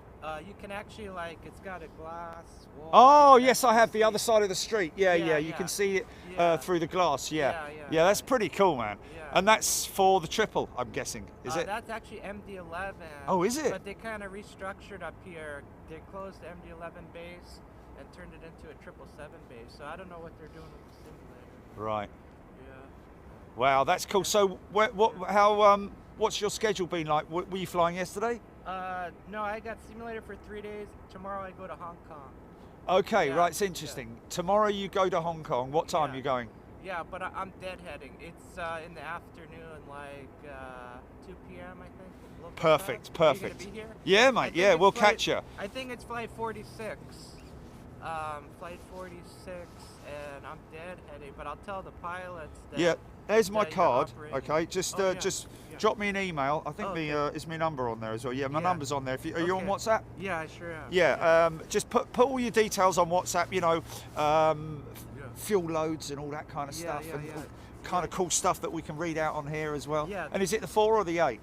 I believe it's a -8 tomorrow. Nice. Run it nice and long, man. Run it nice and long. Yeah. The UPS, you were talking about the takeoffs. There's two types of takeoffs. So the UPS uses the reduced thrust takeoff. So I mean, you'll notice UPS uses more runway than like Atlas, much for example. more. Yeah. You know, so. And it's beautiful because they're literally wheels up about here, which is just phenomenal, man. And it's a big. It's a big up ramp, isn't it? It's got quite an angle to it. Slope, yeah. And then the ILS coming the other way for 1.5, it's a little steeper than normal. It's 3.2. Oh, really? As opposed to the normal. Which is about 3, isn't it? Yeah, normally? Yeah. Exactly. So if they turn the airport around and land 1.5, you'll see, that maybe it's a little steeper. And also you're landing on a downslope as well, correct, so it's a little bit more sort of like you have to allow that in the length of the aircraft, I'm guessing. Yeah, and just at the bluff there. Yes, the big shear, block. The winds, you get a little push. Oh, with it coming up the yes. So it might lift you like this. Yeah, oh wow! And then now you're landing a little long, but you got the headwind. So okay. It's kind of so fun. that would potentially kick you and increase your speed as well. Yeah. Wow. So if you're not expecting it, but if you fly here a long time, Oh, that is so cool, man. That is so cool. Yeah. Her beacon's on. So we've got a triple coming out now. Do you love flying the jumbo, man? Yeah, love it. Yeah, it's great. So cool. And you live here in Anchorage, or? I actually live in Cincinnati, CVG, but I'm based here in Anchorage, so I'm here a lot. But I used to fly for Atlas on the 777. So I used to. Oh, that is so cool, man. What's your name, mate? Jordan. Jordan, nice to meet you, Jordan. I'm Jerry. Yeah, of course. Mate, let me grab this triple. Yeah, am I in your way? And then no, you're fine. You're fine where you are, mate. You're absolutely fine.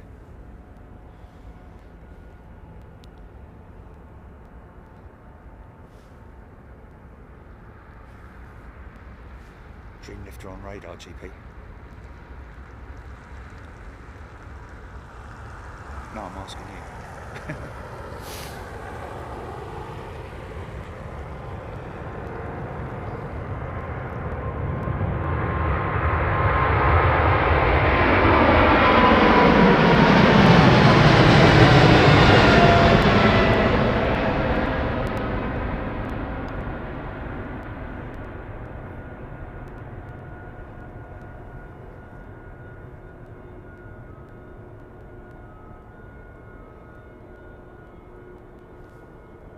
So interesting. I'm hearing what appears to be sort of like that. Oh yeah, that's everything firing up. That's the system's firing up on it. The Dreamlifter doesn't have an APU. No, exactly. It's all off a ground power unit. Yeah, they got to use that hover part. Oh man, how cool is this? Right, let's get this whole sequence now. It takes a while though. Wow. I just love that whole noise of like pneumatics and valves and. Well, that's what they have us doing in a simulator today. It's a lot of work, but.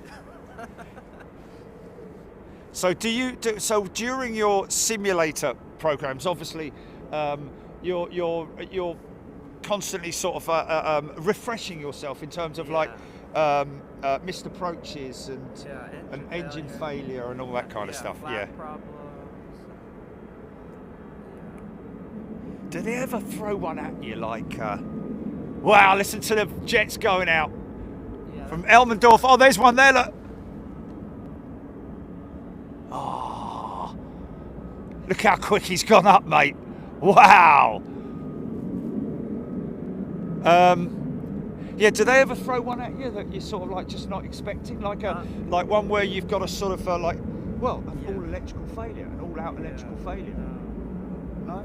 No, and when I was at Atlas, they should do more surprises. But for us, it's really, you kind of know what's coming in a way. But less surprises. But no, they don't do that.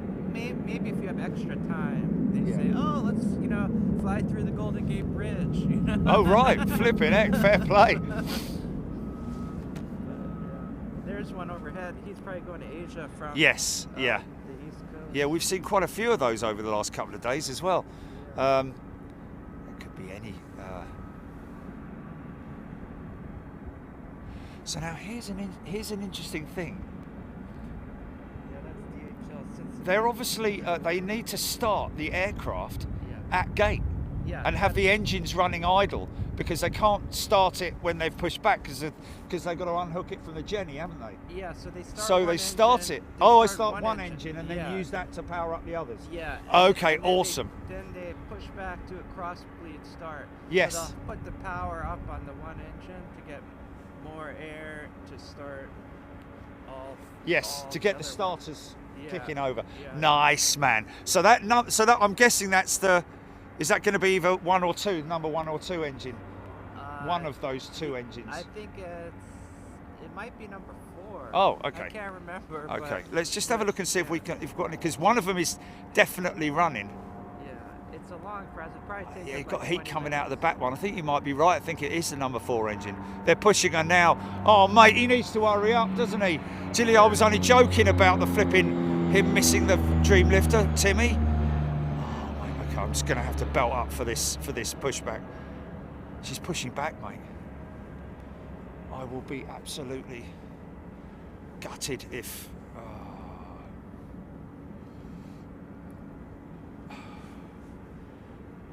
He won't miss it going out. He won't miss it going out. But yeah, at this time in the morning, mate. At this time in the morning, it's going to be busy, isn't it?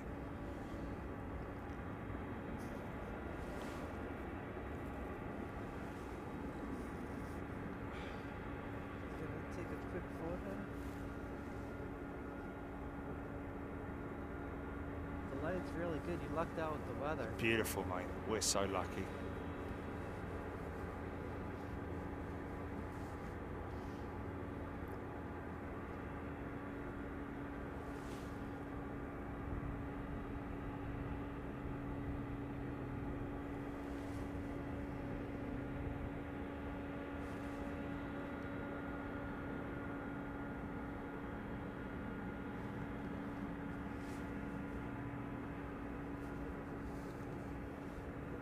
In my defence, Timmy was sort of like looking like he was about to say, "Do you want me to go and get a coffee or something like that?" I could sort of like. Oh, Rabage, yeah, Tim is a dispatcher. He'll make it in time. More Raptors overhead.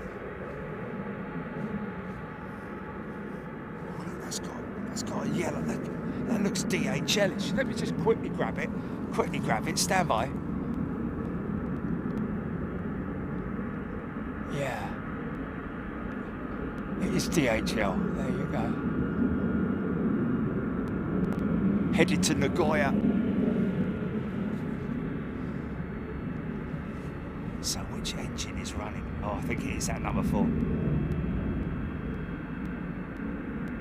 Yeah, you were right, mate. So now we'll be winding up the other ones. Look at this thing, mate.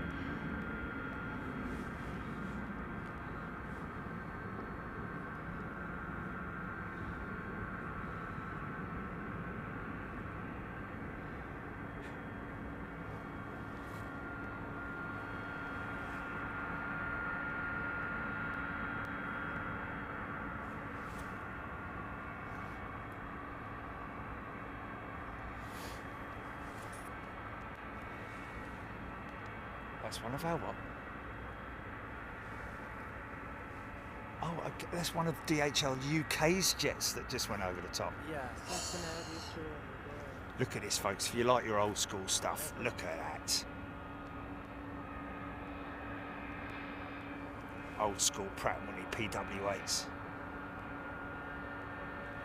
Untouched. Bet that cockpit smells lovely, mate. Old leather seats. Probably not. I mean, sort of like old leather seats. Come on, son. I think they would have modified it a little bit.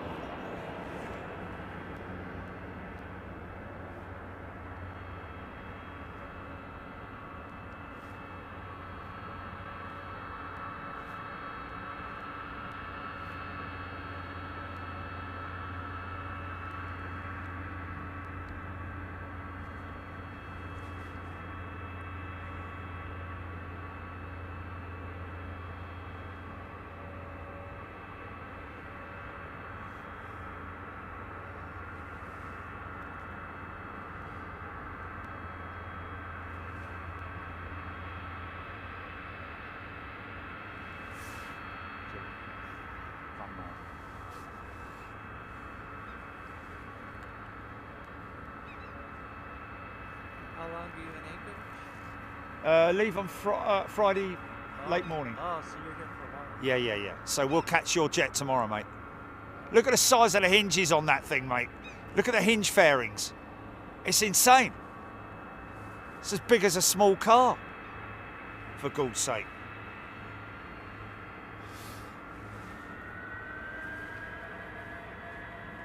I believe he's pretty light, so I think he shouldn't probably take off over there. Yeah, but hopefully she'll come across here. Oh, look at them, they're running that engine up. Yeah, that's to get to more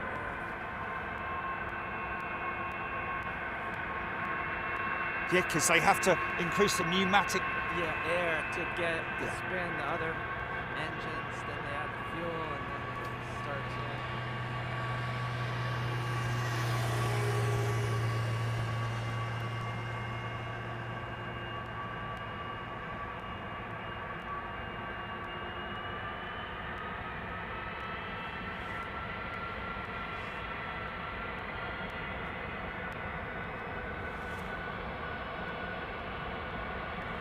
See, it's blowing stuff behind, blowing dust.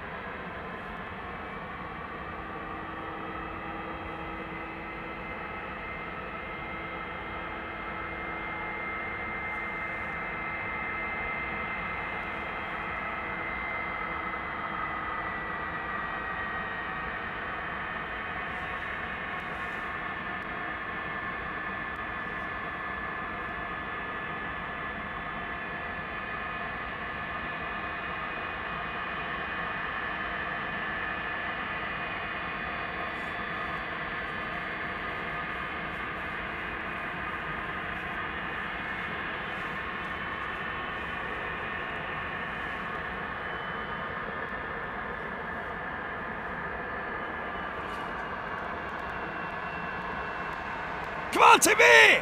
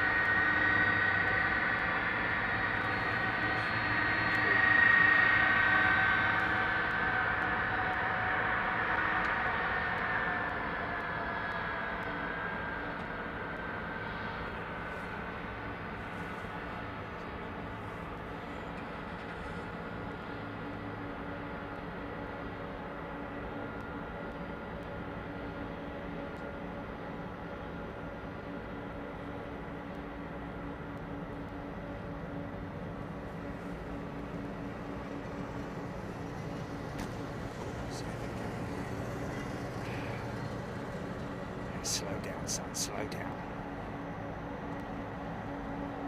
It's not going to stop us. Turn right, no, he's going straight up. That's a bit of a shame.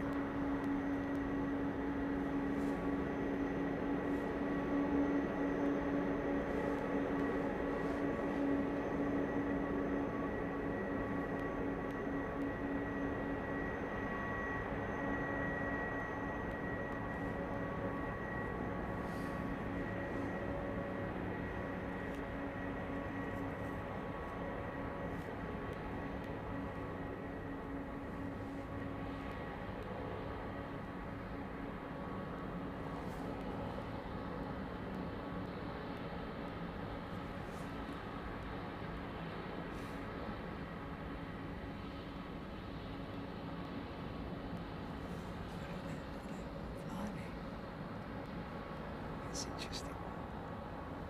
Got a little bit of frost on the wings of that jumbo movie. That's crazy.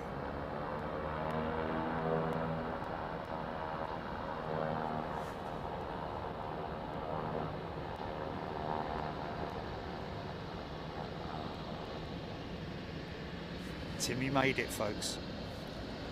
Timmy made it literally, well, like somebody said, he's a dispatcher, so he knows how to get somewhere on time. Very interesting. That, having a nice hot bath, look. Oh, it's lovely, that's lovely. Just on the back, yes. Cheers, mate, thanks a lot for that. Yeah. Oh, nice and warm now.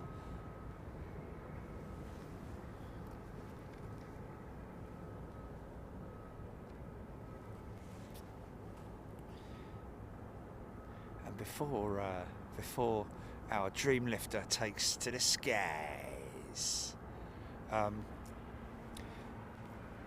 Has he gone, Timmy, that pilot? Is he coming back, or he's gone, has he? I gave him my card, so. Oh, hello.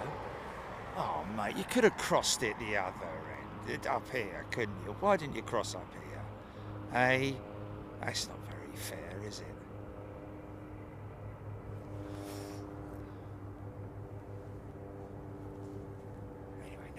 Never mind.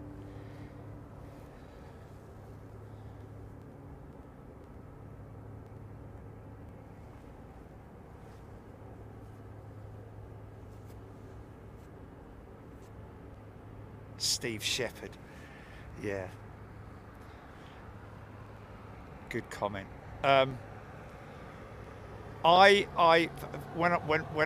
first clapped eyes on her when she landed.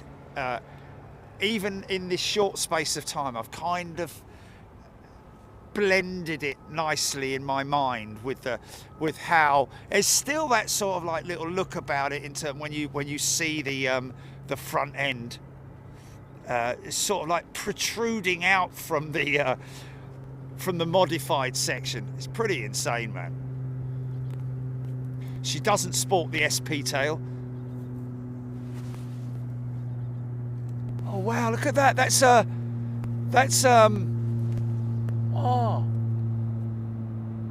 Wow, that's like a oh, what do you call it? Right above me. Search and rescue type aircraft. Will I get that? Will I get that? 747 rolling. Right above me, right over the top. I don't know if I'm gonna be able to. No. It's the US Coast Guard, there we go.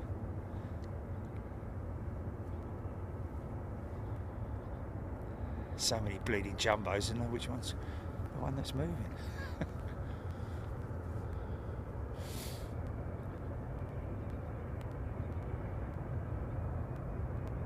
Oh, look at this, man.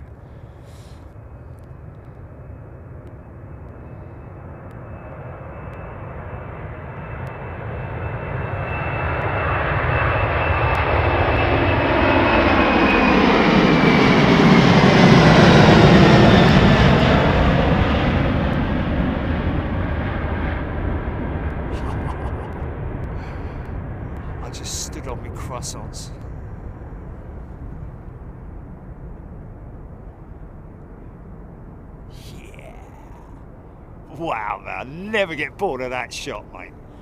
I did just start, as I panned round, I stood on my croissants. Well, it's better than ants in your burger, I guess. It's my own footprint, isn't it? Oh, Timmy Toothpicks, you're a legend, mate. You're an absolute star, sir. Do you want one of these, mate? No, I'm good. Are you sure? Yeah.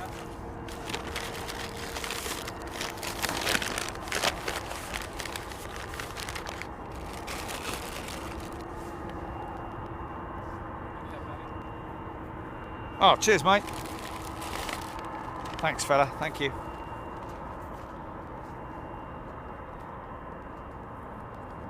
He's got his little chair here and everything. Lucky son. He can sit down and drink his coffee and watch the view.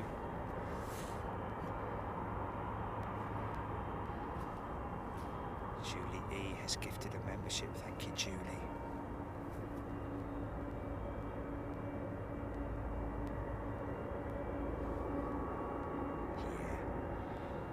If you're tuning in, folks, and you're wondering what the hell is that, this is called the Dreamlifter, an aircraft specifically designed and built by not so much Boeing actually. It was a design bureau in Russia of all places that designed the aircraft, and then it was built out in the Far East, I think it was. Built primarily to transport the Dreamliner, which is why it's called the Dreamlifter, as it was the 7E7 when it was originally conceived. The Dreamliner back then in 2000 and whenever it was. So this is so what you're seeing here is a completely modified 747. Kind of like the same sort of thing that Airbus have done with their Beluga and their modified A330 or A300 originally with the, or even way back before that with the Guppy was the, what's that, GP?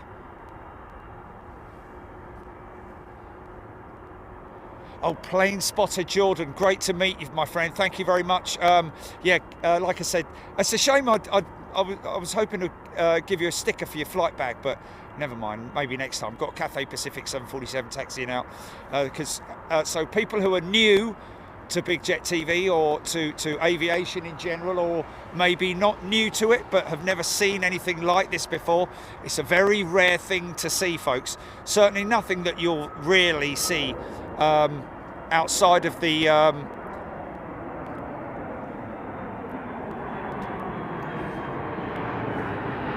well, you have to go to specific places, don't you, to catch this. Charleston, because I think it's Charleston, South Carolina. It carries the Dreamliner segments, and as you can see, it's humongous in terms of its width and size and its capability to obviously fit. I think fuselage sections, perhaps wings as well. I'm not sure, but certainly I'm not sure what's mostly made out in Japan. I think it may be fuselage segments for the Dreamliner. Because I think each segment of the fuselage is farmed off to different manufacturers, which is a bit odd, I have to say. You would have thought that it would be all under one manufacturer in order to guarantee the tolerances and the fact that they will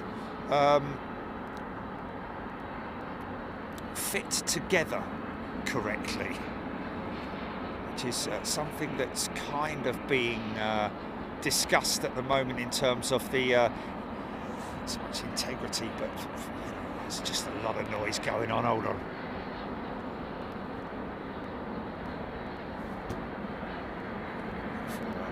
Wait for the Dreamlifter to turn.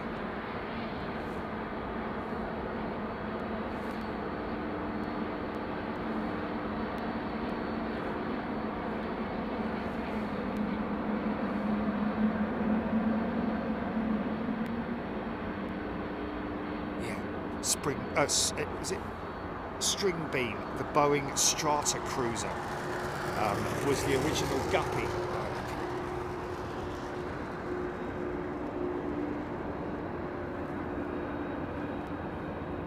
Amazing, got a great example of the Guppy at the original Guppy at the Aviation Museum in Toulouse. Cable operation.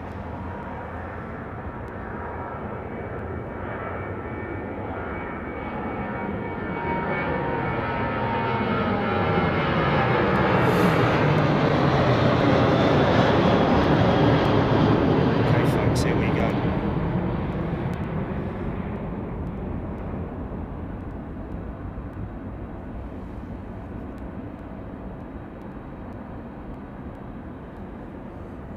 Not sure whether she's actually carrying anything, but coming back from Japan, it's unlikely they take stuff out to Japan. They'd more likely bring it back.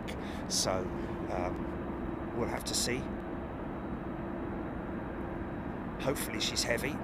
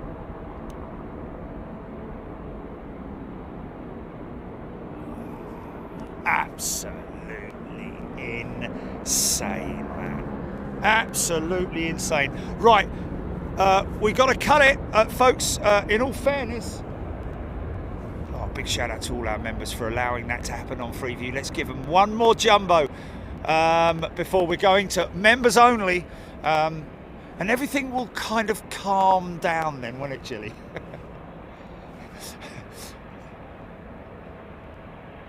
Oh, okay, sorry, okay.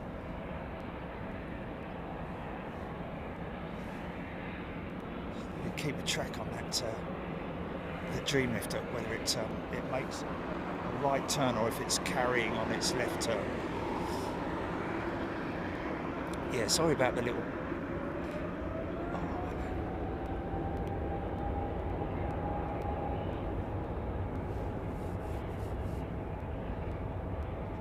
Smith, the Dreamlifter against those mountains, like you said, Jenny.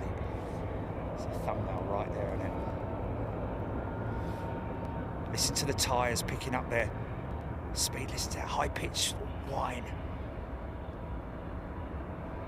It's a dash 8, could be quite long.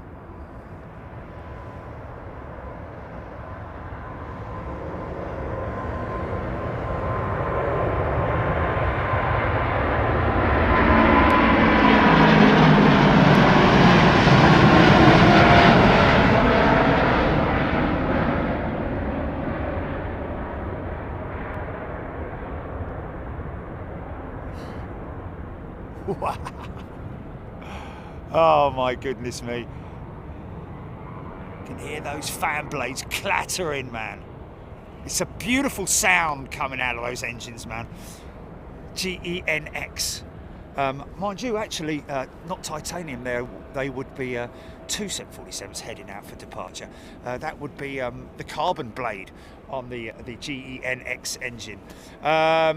Oh, it's just tell me when you're ready then, GP.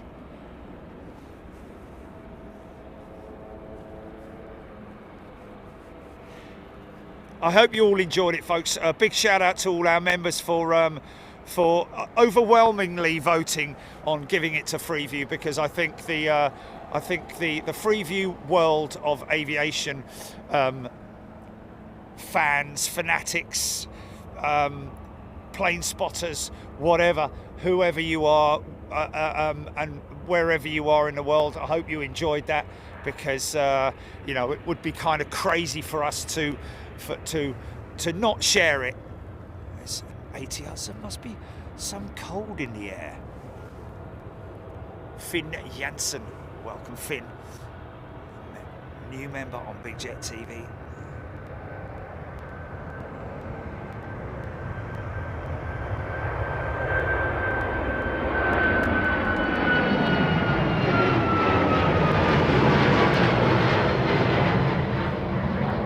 So that's the other scalloped cowl design on the LEAP engine. Again, another Boeing / NASA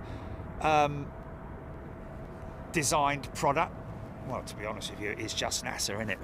Are you ready then, Julie?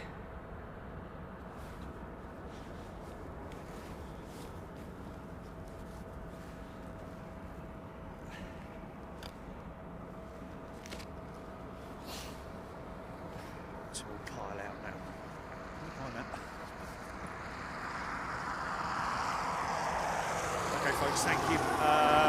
Hope you enjoyed it.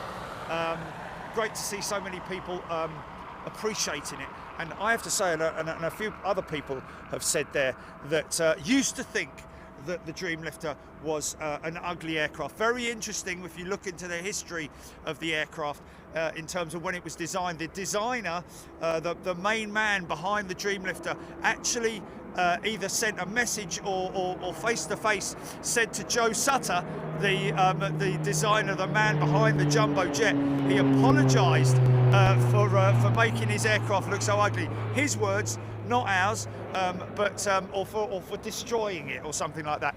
But it was a unique design, and I think I have to say she now holds a special place in our heart. Have we adopted her a little bit, Julie? The Dreamlifter. She's sort of like welcome to the family. I think, yeah, definitely. And look upon her as a different thing now. I do, definitely, having seen her. Hope you all enjoyed it. Hope you appreciated it, and hello to anybody who is new to Big Jet TV and has been gifted a membership. We're going to go to, we need to do it kind of now, Gilly. How long will it take? Okay, thank you everybody, look after yourselves, and we'll see you back in London. Members, stay where you are.